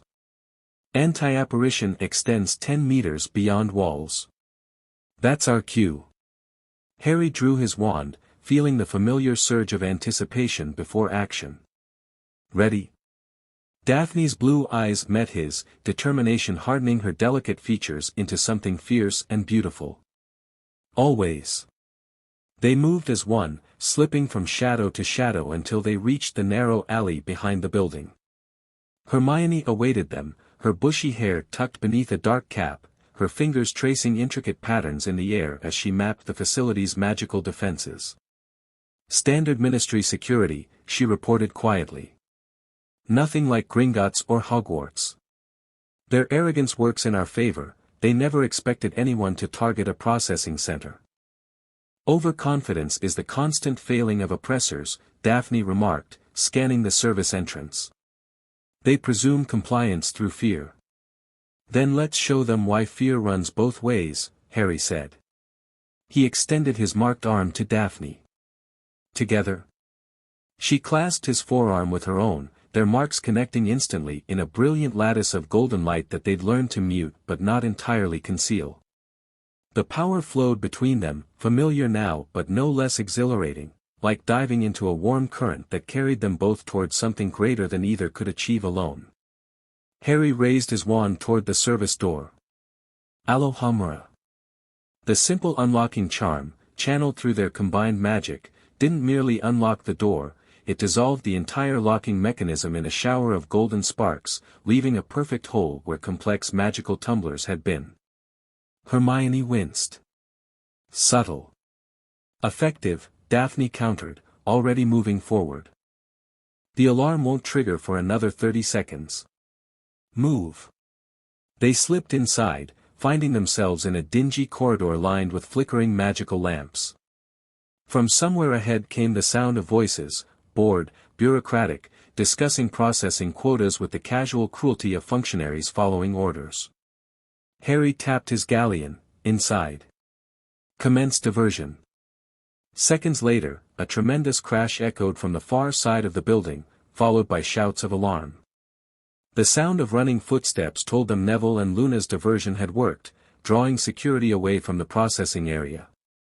This way, Hermione whispered, consulting a rough floor plan Tracy's cousin had provided.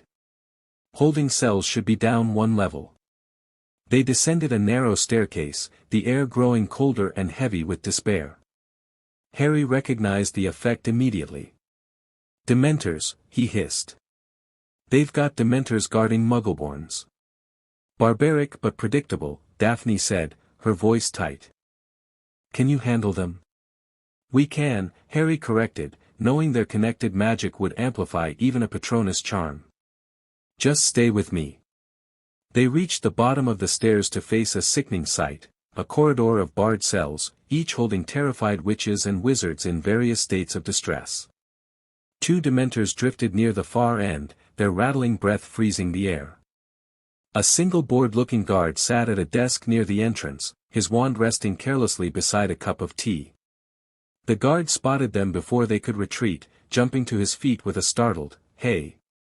This area is restricted." Stupefy, Daphne cast almost lazily, the spell dropping the man before he could finish his sentence. The Dementors turned at the disturbance, gliding toward them with eager malevolence. Now, Harry said, tightening his grip on Daphne's arm. Together they raised their wands, the golden light of their connection illuminating the grim corridor. Expecto Patronum. What emerged from their wands wasn't Harry's familiar stag or even a separate animal from Daphne. Instead, a creature of pure golden light erupted between them, a massive griffin, lion-bodied and eagle-winged, radiating such intense joy and power that Harry felt his breath catch. The magnificent beast charged the Dementors, which fled shrieking before its advance, dissolving into the shadows as they sought escape. "That's new," Harry managed, staring at the golden griffin as it prowled protectively before them.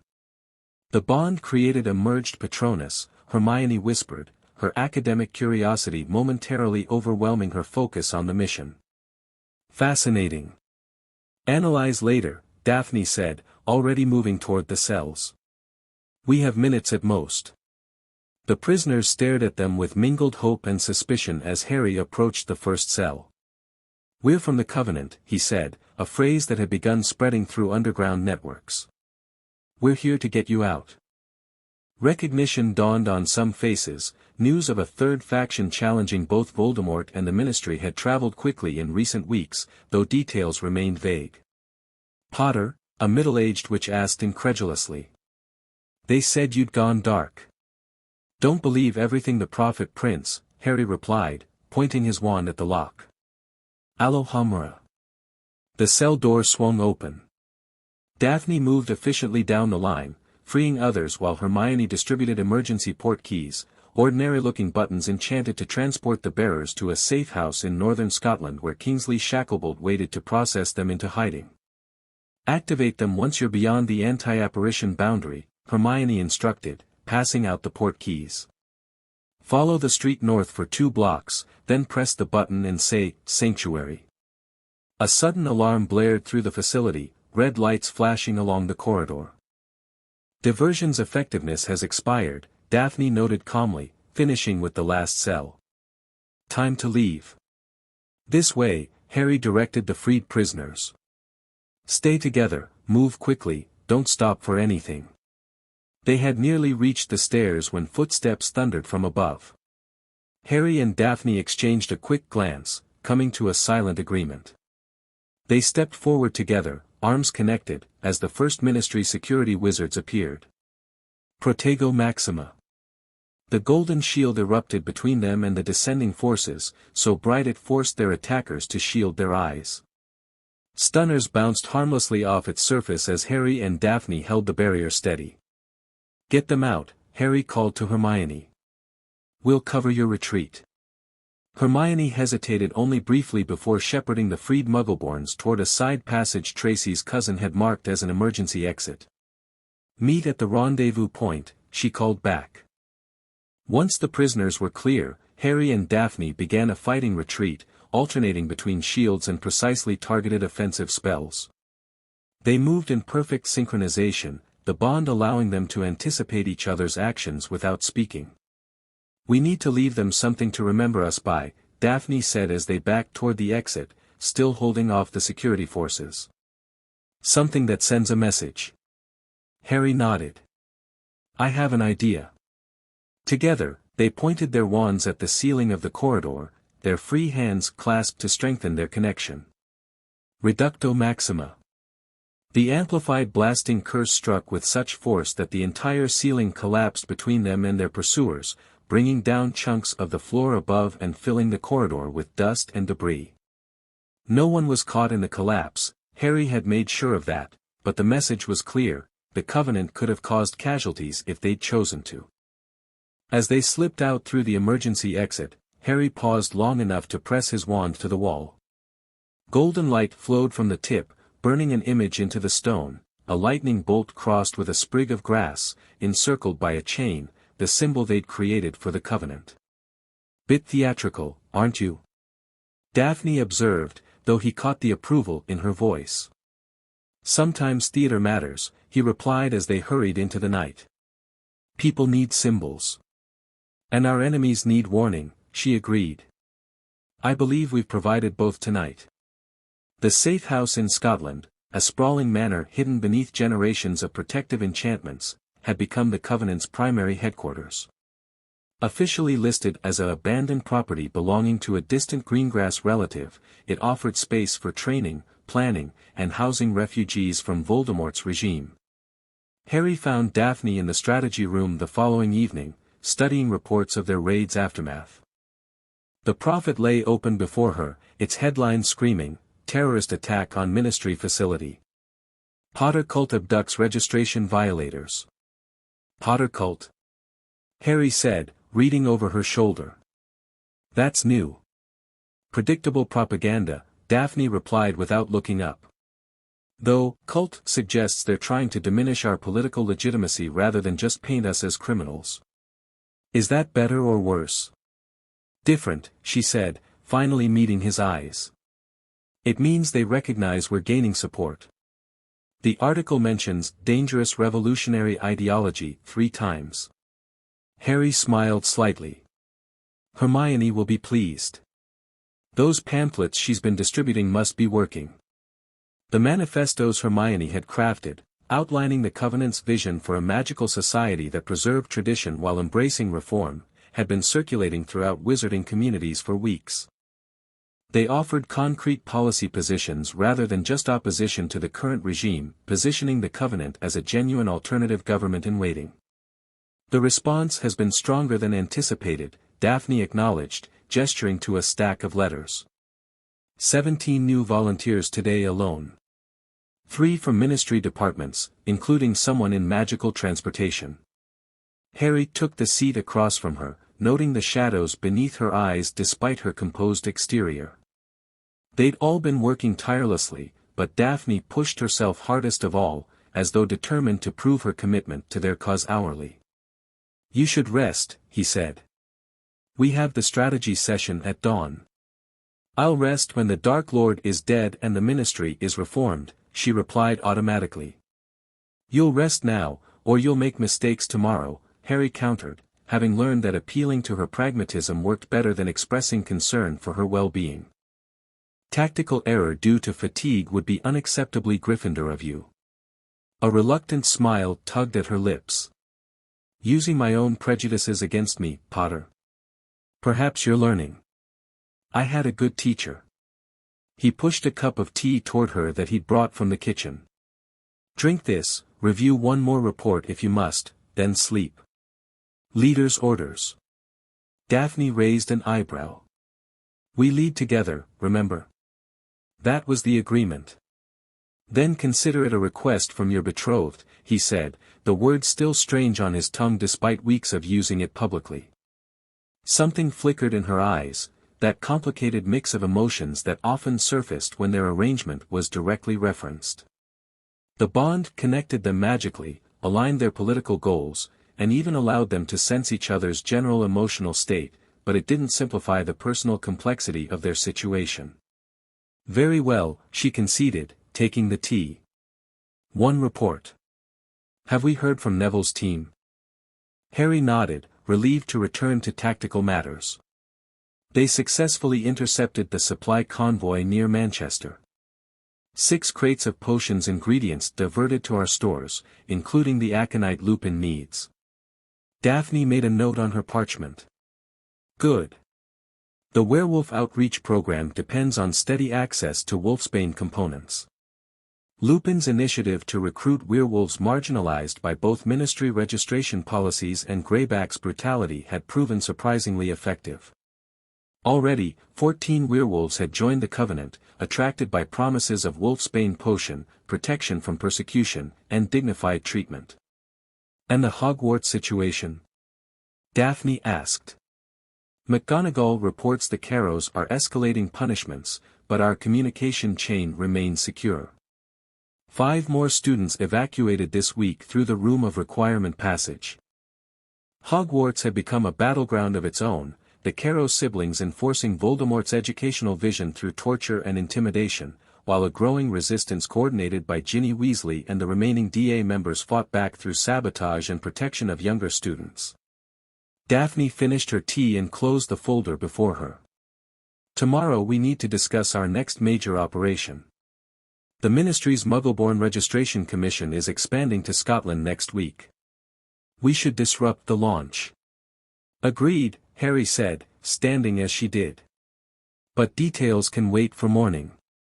They walked together through the quiet manor, golden marks glowing softly in the dimness. After weeks of constant proximity, Harry had grown accustomed to Daphne's presence, her precise movements, the subtle shifts in her expression that betrayed thoughts she rarely voiced, the faint scent of lavender from her hair. At the junction where the corridor split toward their separate rooms, Daphne paused. Potter. Greengrass, he replied, matching her formal tone with the private joke that had developed between them. Today was a significant victory, she said. 17 people who would be in Azkaban are now safe because of the Covenant. Because of what we built. The admission of satisfaction, almost of pride, was uncharacteristic from someone who typically focused on what remained to be done rather than what had been accomplished. It's a start, Harry agreed. But you were right weeks ago, we need more than isolated rescues. We need to change the system itself. We will, she said with quiet certainty. The foundation is forming. Public opinion shifting. Our network growing.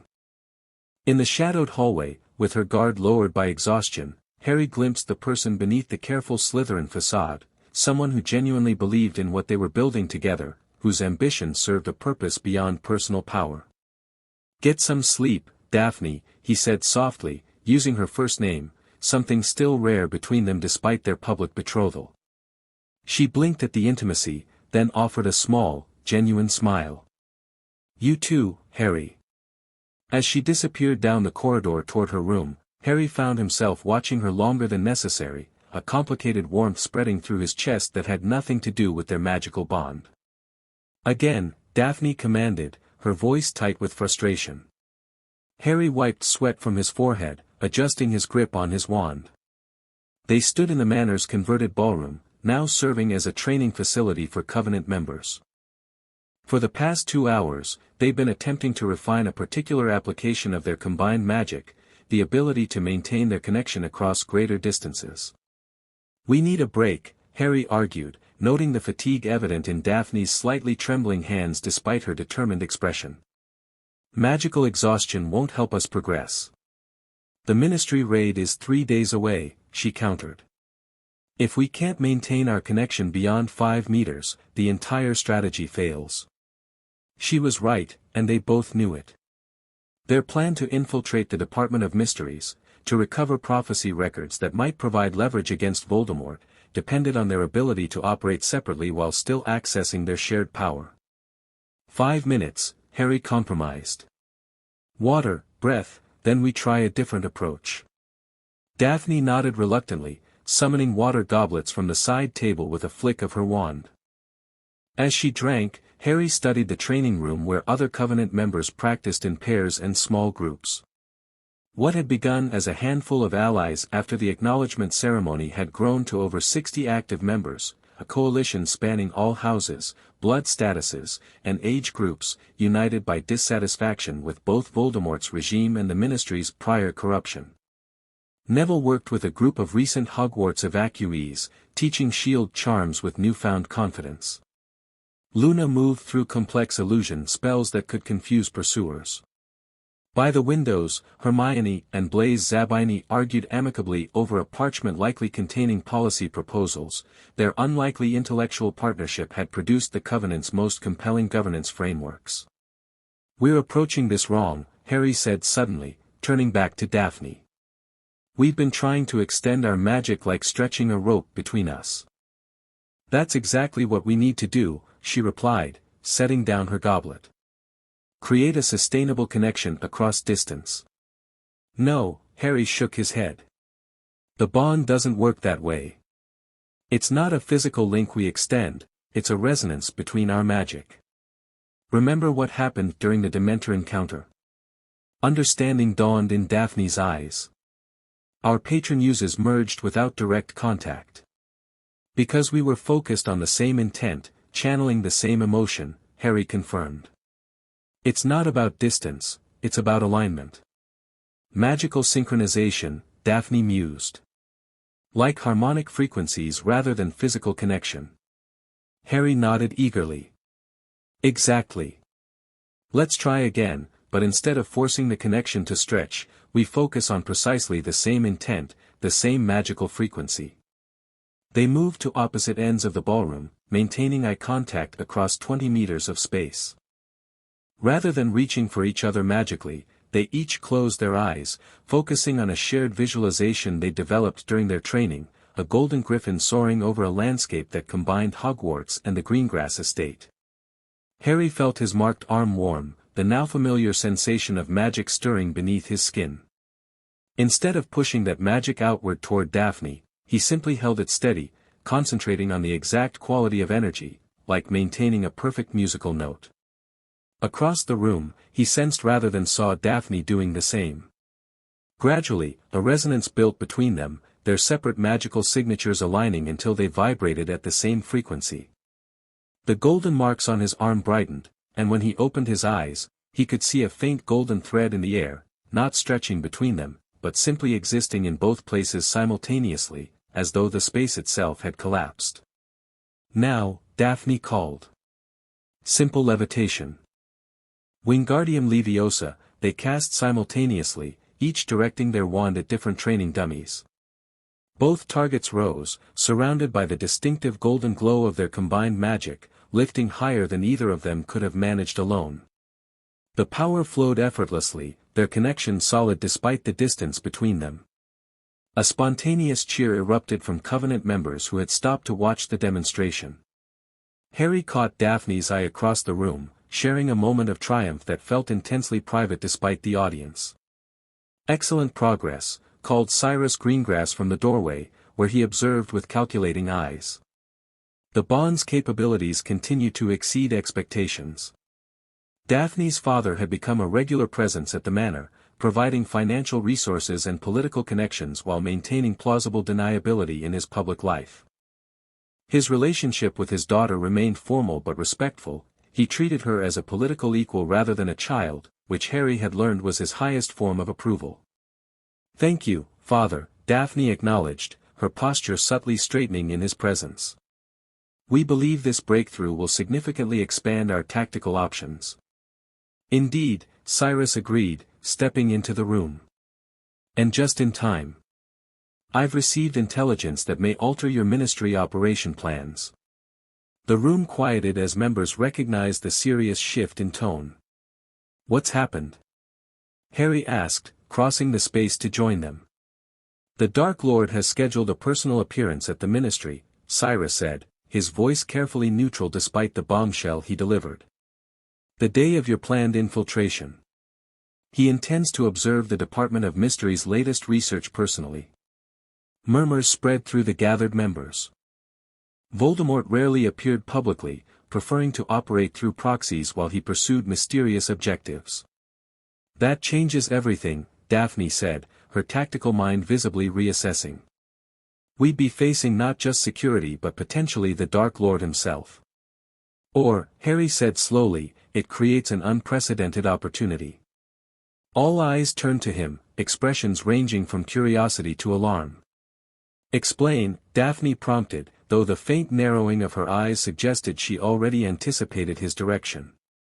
If Voldemort will be there personally, we could potentially end this war in a single operation, Harry said. Not just recovering information, but confronting him directly. That's suicide, Blaise Zabini stated flatly. Even with your enhanced magic, the Dark Lord possesses decades more experience and knowledge. Not to mention the political vacuum his sudden elimination would create, Hermione added. We're not positioned yet to fill the power void, too many factions would scramble for control. I'm not suggesting assassination, Harry clarified, though the option had indeed crossed his mind. But confrontation, showing that we can challenge him directly, would dramatically shift perceptions of the Covenant's power.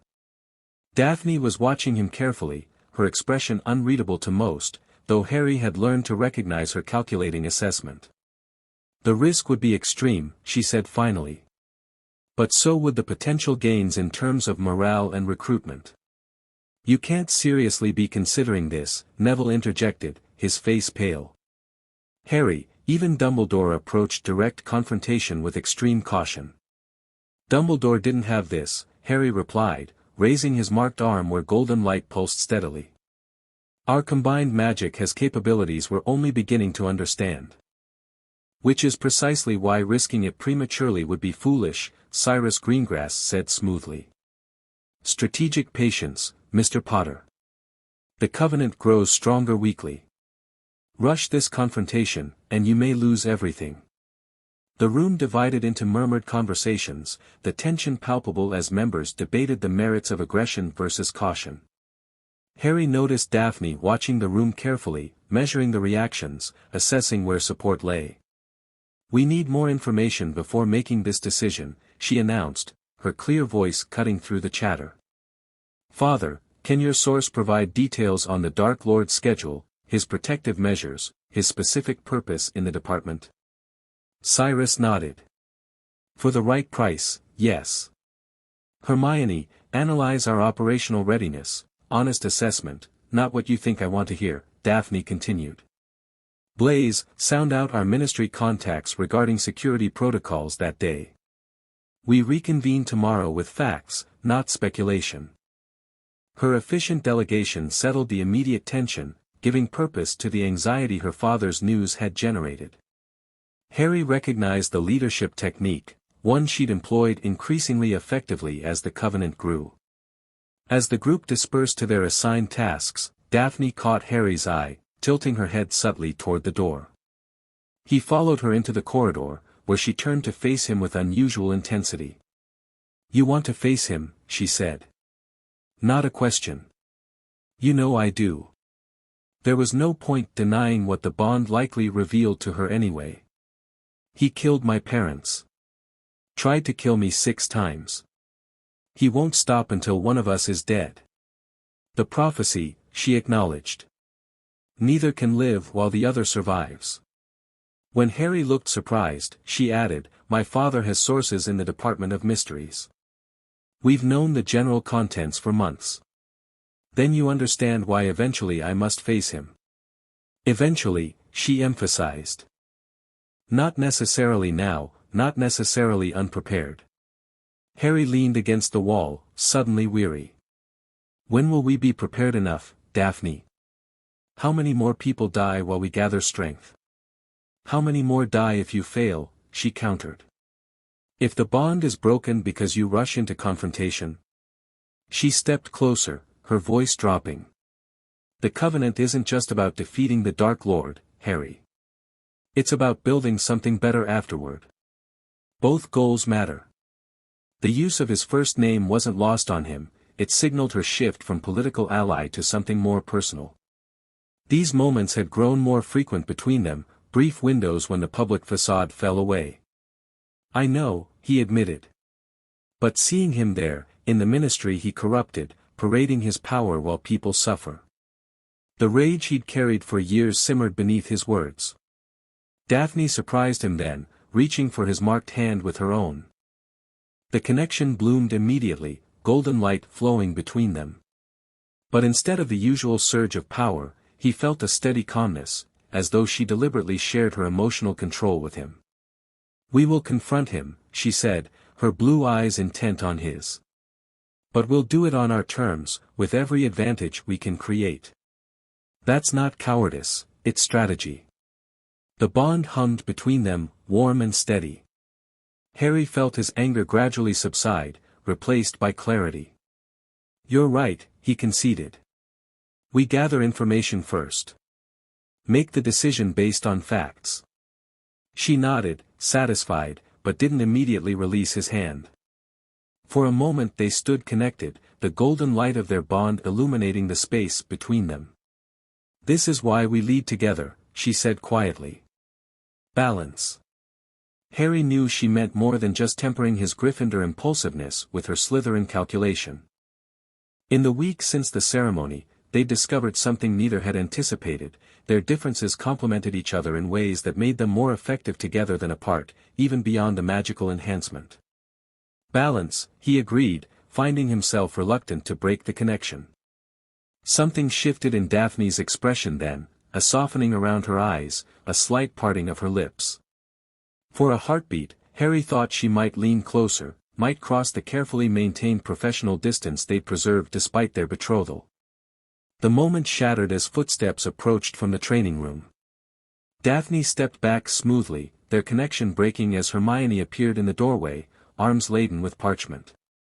I've started compiling the operational readiness assessment, she announced, oblivious to the tension she'd interrupted. There are several factors we should consider immediately. Of course, Daphne replied, her public persona sliding seamlessly back into place. Let's review in the strategy room. As they walked together toward the manor's east wing, Harry found himself replaying that interrupted moment, wondering what might have happened had they remained alone a few seconds longer. The decision to proceed with a modified ministry operation was reached after 2 days of intense debate. They would infiltrate as planned to recover the prophecy records, but adjust their timing to avoid direct confrontation with Voldemort while still maintaining the possibility of a controlled encounter if circumstances favored it. On the evening before the mission, Harry found himself on the manor's west balcony, watching sunset paint the Scottish Highlands in gold and crimson. The safe house's extensive grounds stretched below, now dotted with training areas, emergency portkey points, and even a small Quidditch pitch where members could release tension between operations. Seeking solitude before the storm. Daphne's voice came from behind him. Just thinking, Harry replied as she joined him at the stone balustrade.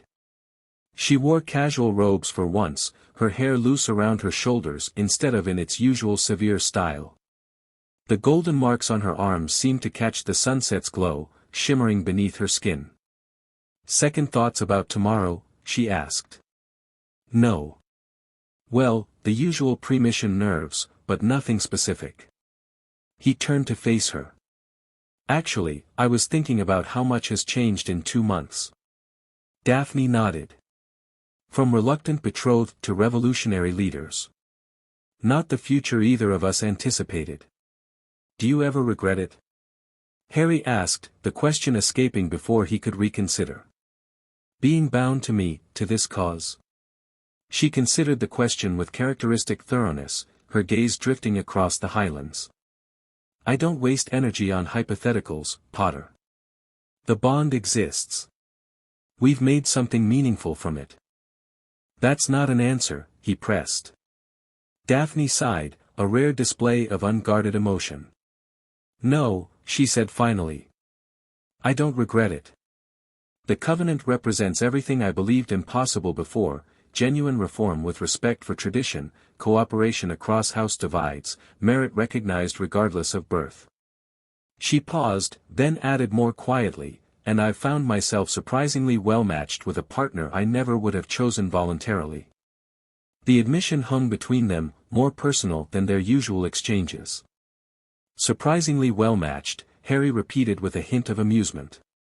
High praise from the Ice Queen of Slytherin.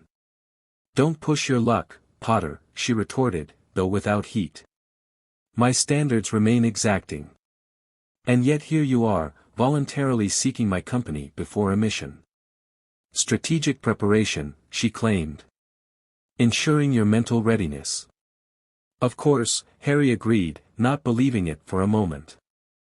Over the weeks, he'd learned to recognize when Daphne used professional concerns to mask personal ones, a habit deeply ingrained by her upbringing. They lapsed into comfortable silence, watching darkness claim the landscape. The first stars appeared, bright pinpoints in the deepening blue. What about you? Daphne asked eventually. Any regrets about our arrangement? Harry considered the question seriously. I regret not knowing about my family history sooner, not understanding the political legacy I inherited. I might have made different choices earlier. But about the bond itself, she persisted. No, he said honestly. It's given us a fighting chance in this war. And... He hesitated, then continued with Gryffindor directness, I've come to value our partnership beyond its tactical advantages. Daphne turned to look at him, surprise briefly visible in her expression before her composure returned. Professional appreciation is natural after sustained collaboration, she said, defaulting to formality as she often did when conversations ventured into emotional territory. It's more than professional appreciation, Harry said quietly. The moment stretched between them, laden with unspoken possibilities. Harry had become increasingly aware of the shift in his feelings toward Daphne, how his initial wariness had evolved into respect, then genuine admiration, and recently something more complex that he hadn't fully examined. Daphne's carefully maintained control seemed to waver. Harry. She began, her voice softer than usual. Before she could continue, the balcony doors opened to admit Ron Weasley, who stopped short at the obvious interruption. Sorry, he said, looking between them with sudden comprehension. Hermione sent me to tell you the final mission briefing starts in 10 minutes. Thank you, Weasley, Daphne replied, her voice returning to its usual crispness. We'll be there momentarily. Ron nodded, retreating with a knowing look at Harry that promised future questions. When the door closed, the moment had passed. Daphne straightened her robes unnecessarily, professional demeanor firmly back in place. We should review the infiltration paths once more before the briefing, she said, already moving toward the door. Harry followed, acknowledging the retreat to safer ground. Daphne, he called as she reached for the handle. Whatever you were going to say. I'd still like to hear it. When you're ready. She paused, her back to him, golden marks visible on her neck beneath her hair. For a moment he thought she might turn, might finish what she'd started to say. Instead, she nodded once, a gesture so slight he almost missed it. After the mission, she said. When we've succeeded. It wasn't a rejection, Harry realized as they walked together to the strategy room. It was a promise. The Ministry of Magic had transformed under Voldemort's regime. Gone were the pretenses of democratic governance and magical cooperation. In their place stood monuments to blood purity, intimidating security checkpoints, and the constant presence of black-robed enforcers. Harry, Daphne, Hermione, and Blaise Zabini moved through the atrium under carefully crafted disguises, not mere polyjuice transformations, which could be detected by the newest security measures, but complex glamours developed by Luna that altered their magical signatures as well as appearances. Security checkpoint ahead, Blaise murmured, adjusting his Department of International Magical Cooperation robes. Remember, you're Undersecretary Chambers, here to inspect the prophecy archives for foreign intelligence concerns. Harry nodded, feeling strange in the body of a middle-aged ministry bureaucrat. Beside him, Daphne wore the appearance of his assistant, while Hermione and Blaise posed as junior department members. The checkpoint consisted of a dark archway imbued with detection charms and two bored-looking security wizards. One yawned as he examined their forged identification parchments. Purpose of visit to level 9, he droned. Departmental inspection, Daphne replied smoothly. Authorized by Undersecretary Yaxley. The name of the known Death Eater worked as intended.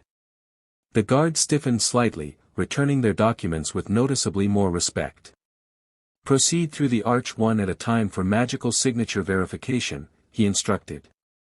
This was the moment of greatest risk. If Luna's glamours failed, alarms would trigger immediately. Harry stepped forward first, maintaining the haughty expression he practiced for his bureaucrat persona. The arch hummed as he passed through, magical energy washing over him, searching for deception. Nothing happened. The guard waved him forward with disinterest. One by one, they cleared the security check, proceeding to the lifts with measured steps.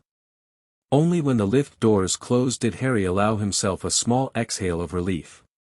First hurdle cleared, Hermione whispered as the lift descended toward level 9.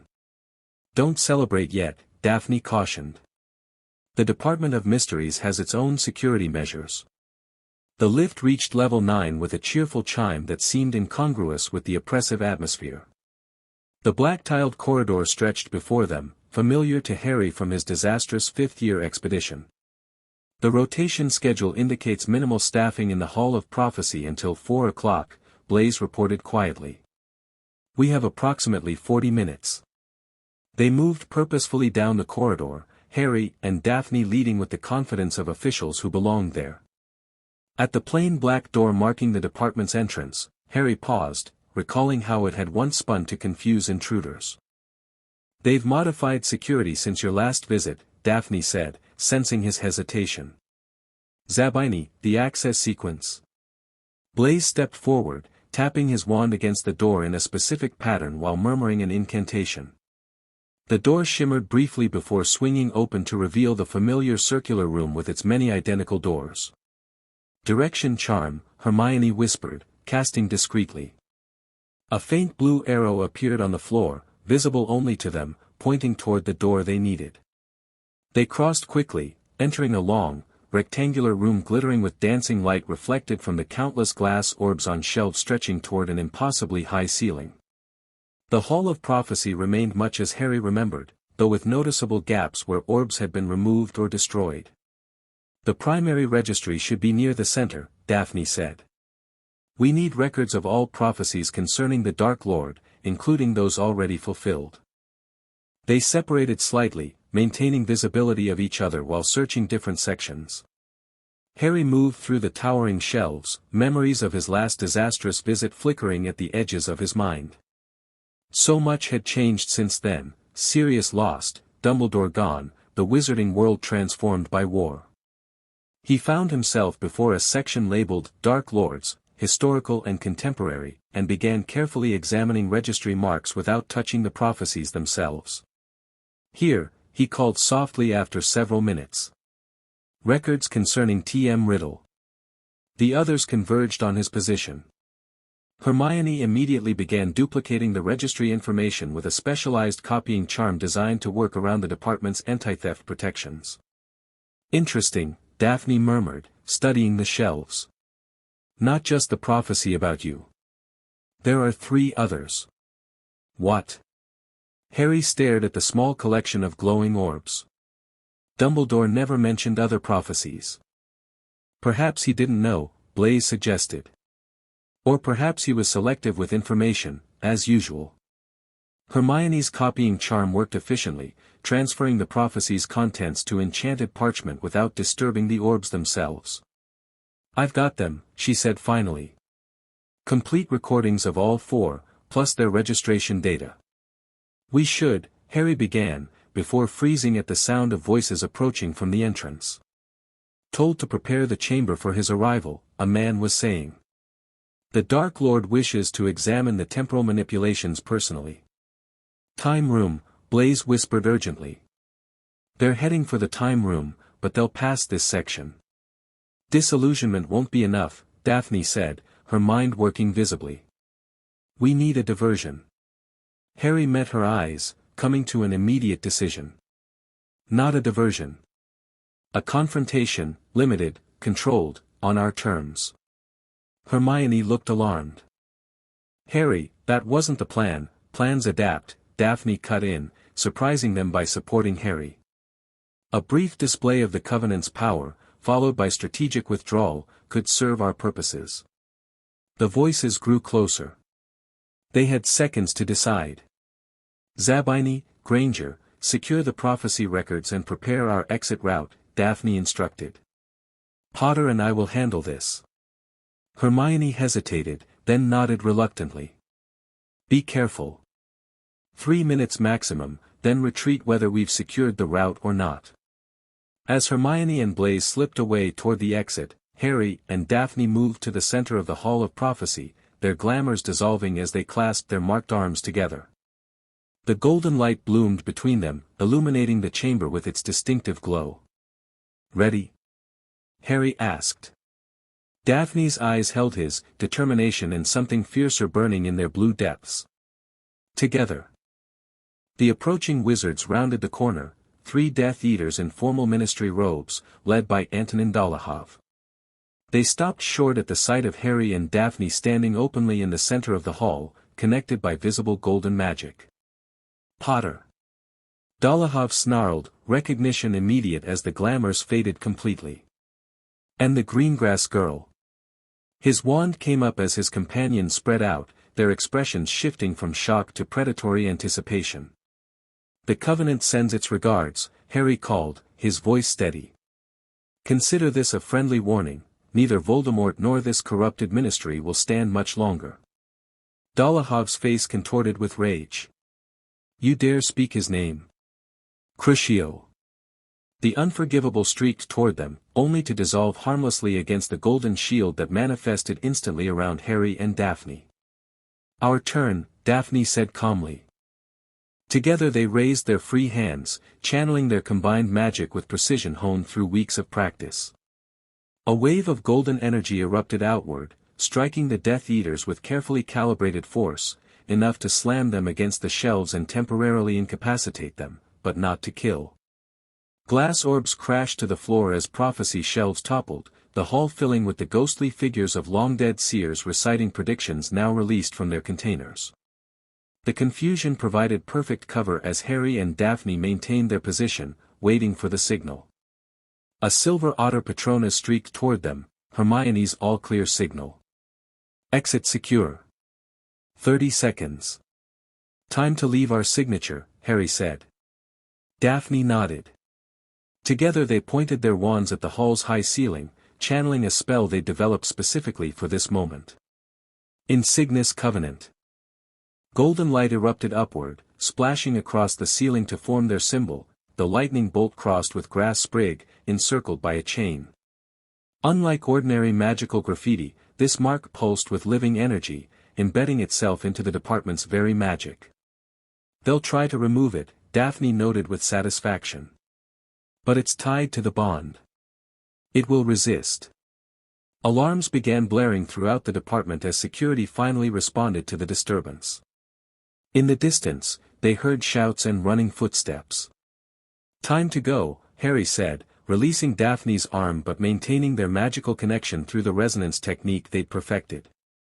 They moved swiftly toward the exit where Hermione and Blaze waited, leaving chaos in their wake.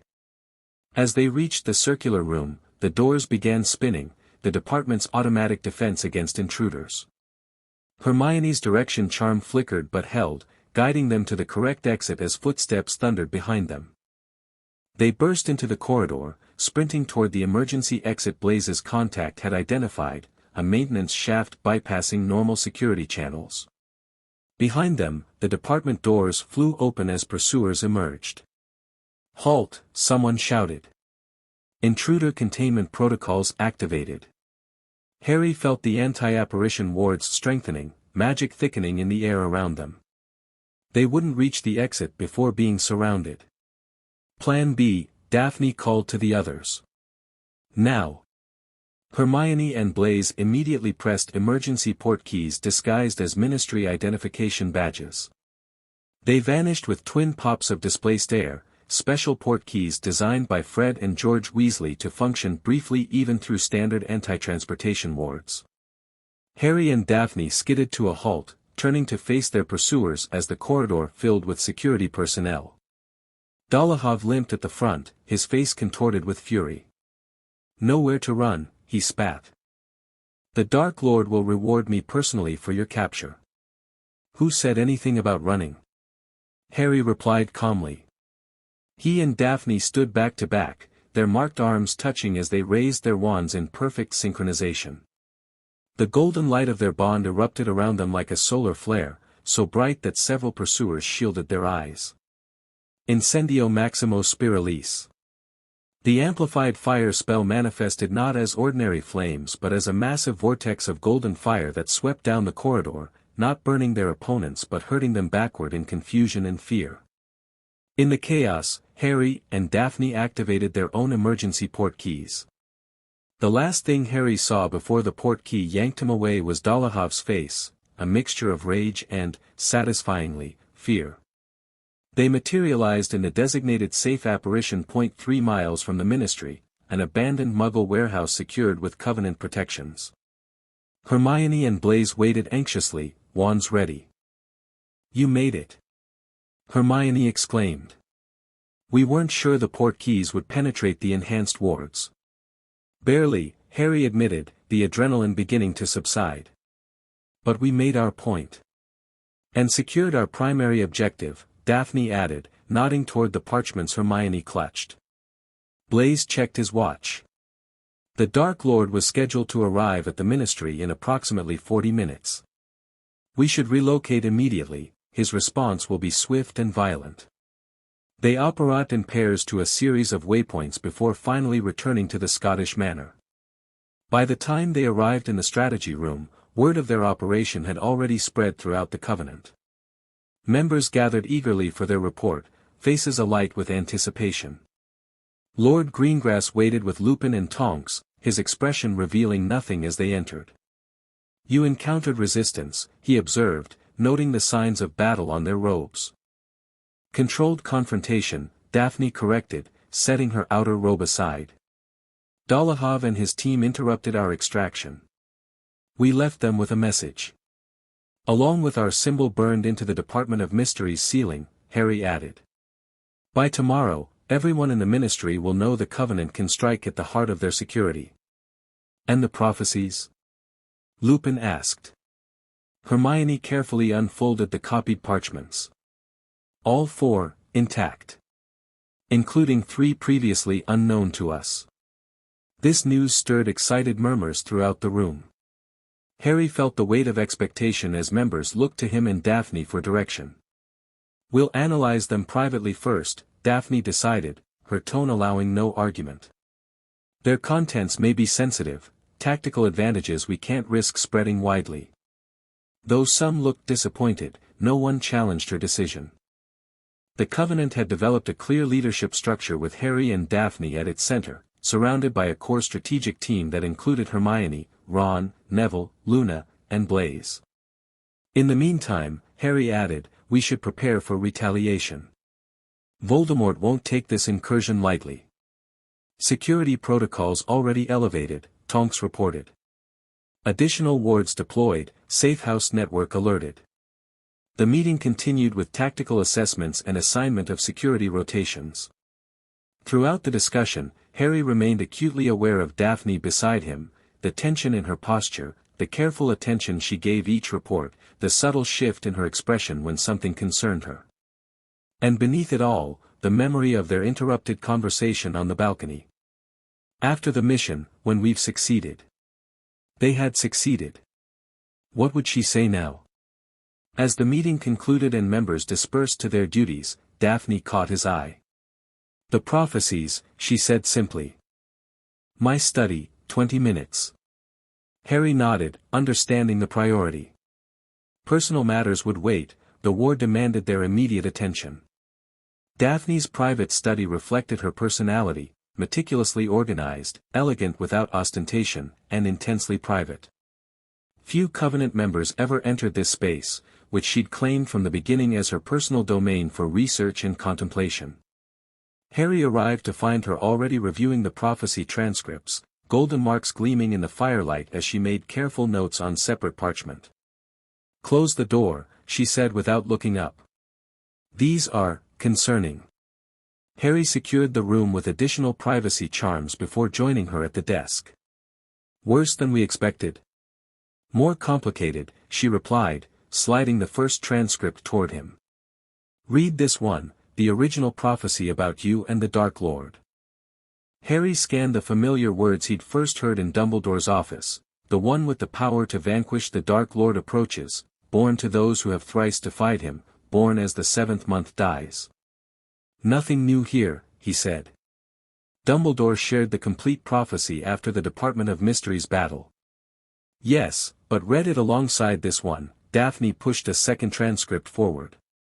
"Made 3 months earlier by a different seer." Harry's eyes widened as he read, "The Dark Lord's equal shall rise from ashes of betrayal, bound by blood and choice to the neutral house, their union a catalyst for change beyond darkness or light, ancient magic renewed through sacrifice and love, the covenant that breaks chains of generations." "This can't be coincidence," he said, looking up at Daphne. "It describes our bond, our alliance, before either of us was even born. The timing suggests it was made just before our families created the blood betrothal," Daphne noted. "My family records indicate Bartholomew Potter and Eloise Greengrass formalized the agreement in 1819, shortly after a significant divination prompted urgent action. They created the bond because of this prophecy," Harry realized. "They deliberately set up this connection to activate when needed." "When the Dark Lord threatened the magical world," Daphne agreed. "Our ancestors essentially created a magical failsafe, triggered by specific conditions, your 17th birthday occurring during Voldemort's return to power." Harry absorbed this revelation, feeling an odd mixture of frustration and wonder.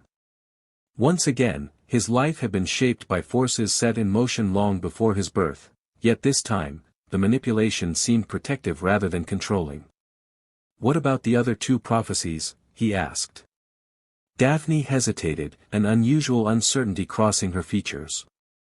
"They're more personal." She slid the remaining transcripts toward him. "The third prophecy was brief but explicit. From their union will come the heir of 4 founders, magic renewed and balanced as never before, the child of covenant shall bridge divided worlds." Harry felt heat rise in his face as he processed the implications. "This is about our child," Daphne confirmed, her voice carefully neutral though a faint blush colored her cheeks. "Apparently destined to unite the magical legacies of Hogwarts founders." "How is that even possible?" Harry asked, genuinely confused. "I'm not descended from any founder as far as I know. The Potter line does trace back to Gryffindor through several branches," Daphne informed him. "And my family claims distant connection to Slytherin, not the main line that produced the Dark Lord, but a cadet branch. The prophecy suggests our child would somehow connect to Ravenclaw and Hufflepuff as well." The casual discussion of their hypothetical child created an intimacy neither had broached before. The bond required eventual marriage, they both knew that, but they'd carefully avoided discussing what came after: family, children, a shared future beyond wartime alliance. Harry turned to the final prophecy with some trepidation, wondering what other destiny had been mapped for them without their knowledge or consent. This prophecy was different, fragmented, as though the seer had struggled to articulate the vision. "The 7th Horcrux, unwitting vessel, when golden chains bind the marked one, choice will manifest, death and rebirth possible, sacrifice freely given, the covenant provides the path unknown to the Snake Master." Harry froze, the blood draining from his face. Beside him, Daphne's breath caught. "You know what this means," she said quietly. "This confirms what you've suspected." Harry nodded slowly, unable to speak immediately. The truth he'd gradually pieced together from Dumbledore's cryptic lessons, confirmed by months of research with Hermione, lay exposed in prophetic language. "I'm a Horcrux," he said finally, the words terrible in their simplicity. "Part of Voldemort's soul lives in my scar. That's why I can sense his emotions, speak Parseltongue. And why you must eventually face him," Daphne concluded. "But this prophecy suggests something Dumbledore perhaps didn't know, that our bond changes the equation." Harry looked at her with sudden hope. "The golden chains binding the marked one. Our blood bond," she confirmed. "It's somehow interfering with the Horcrux.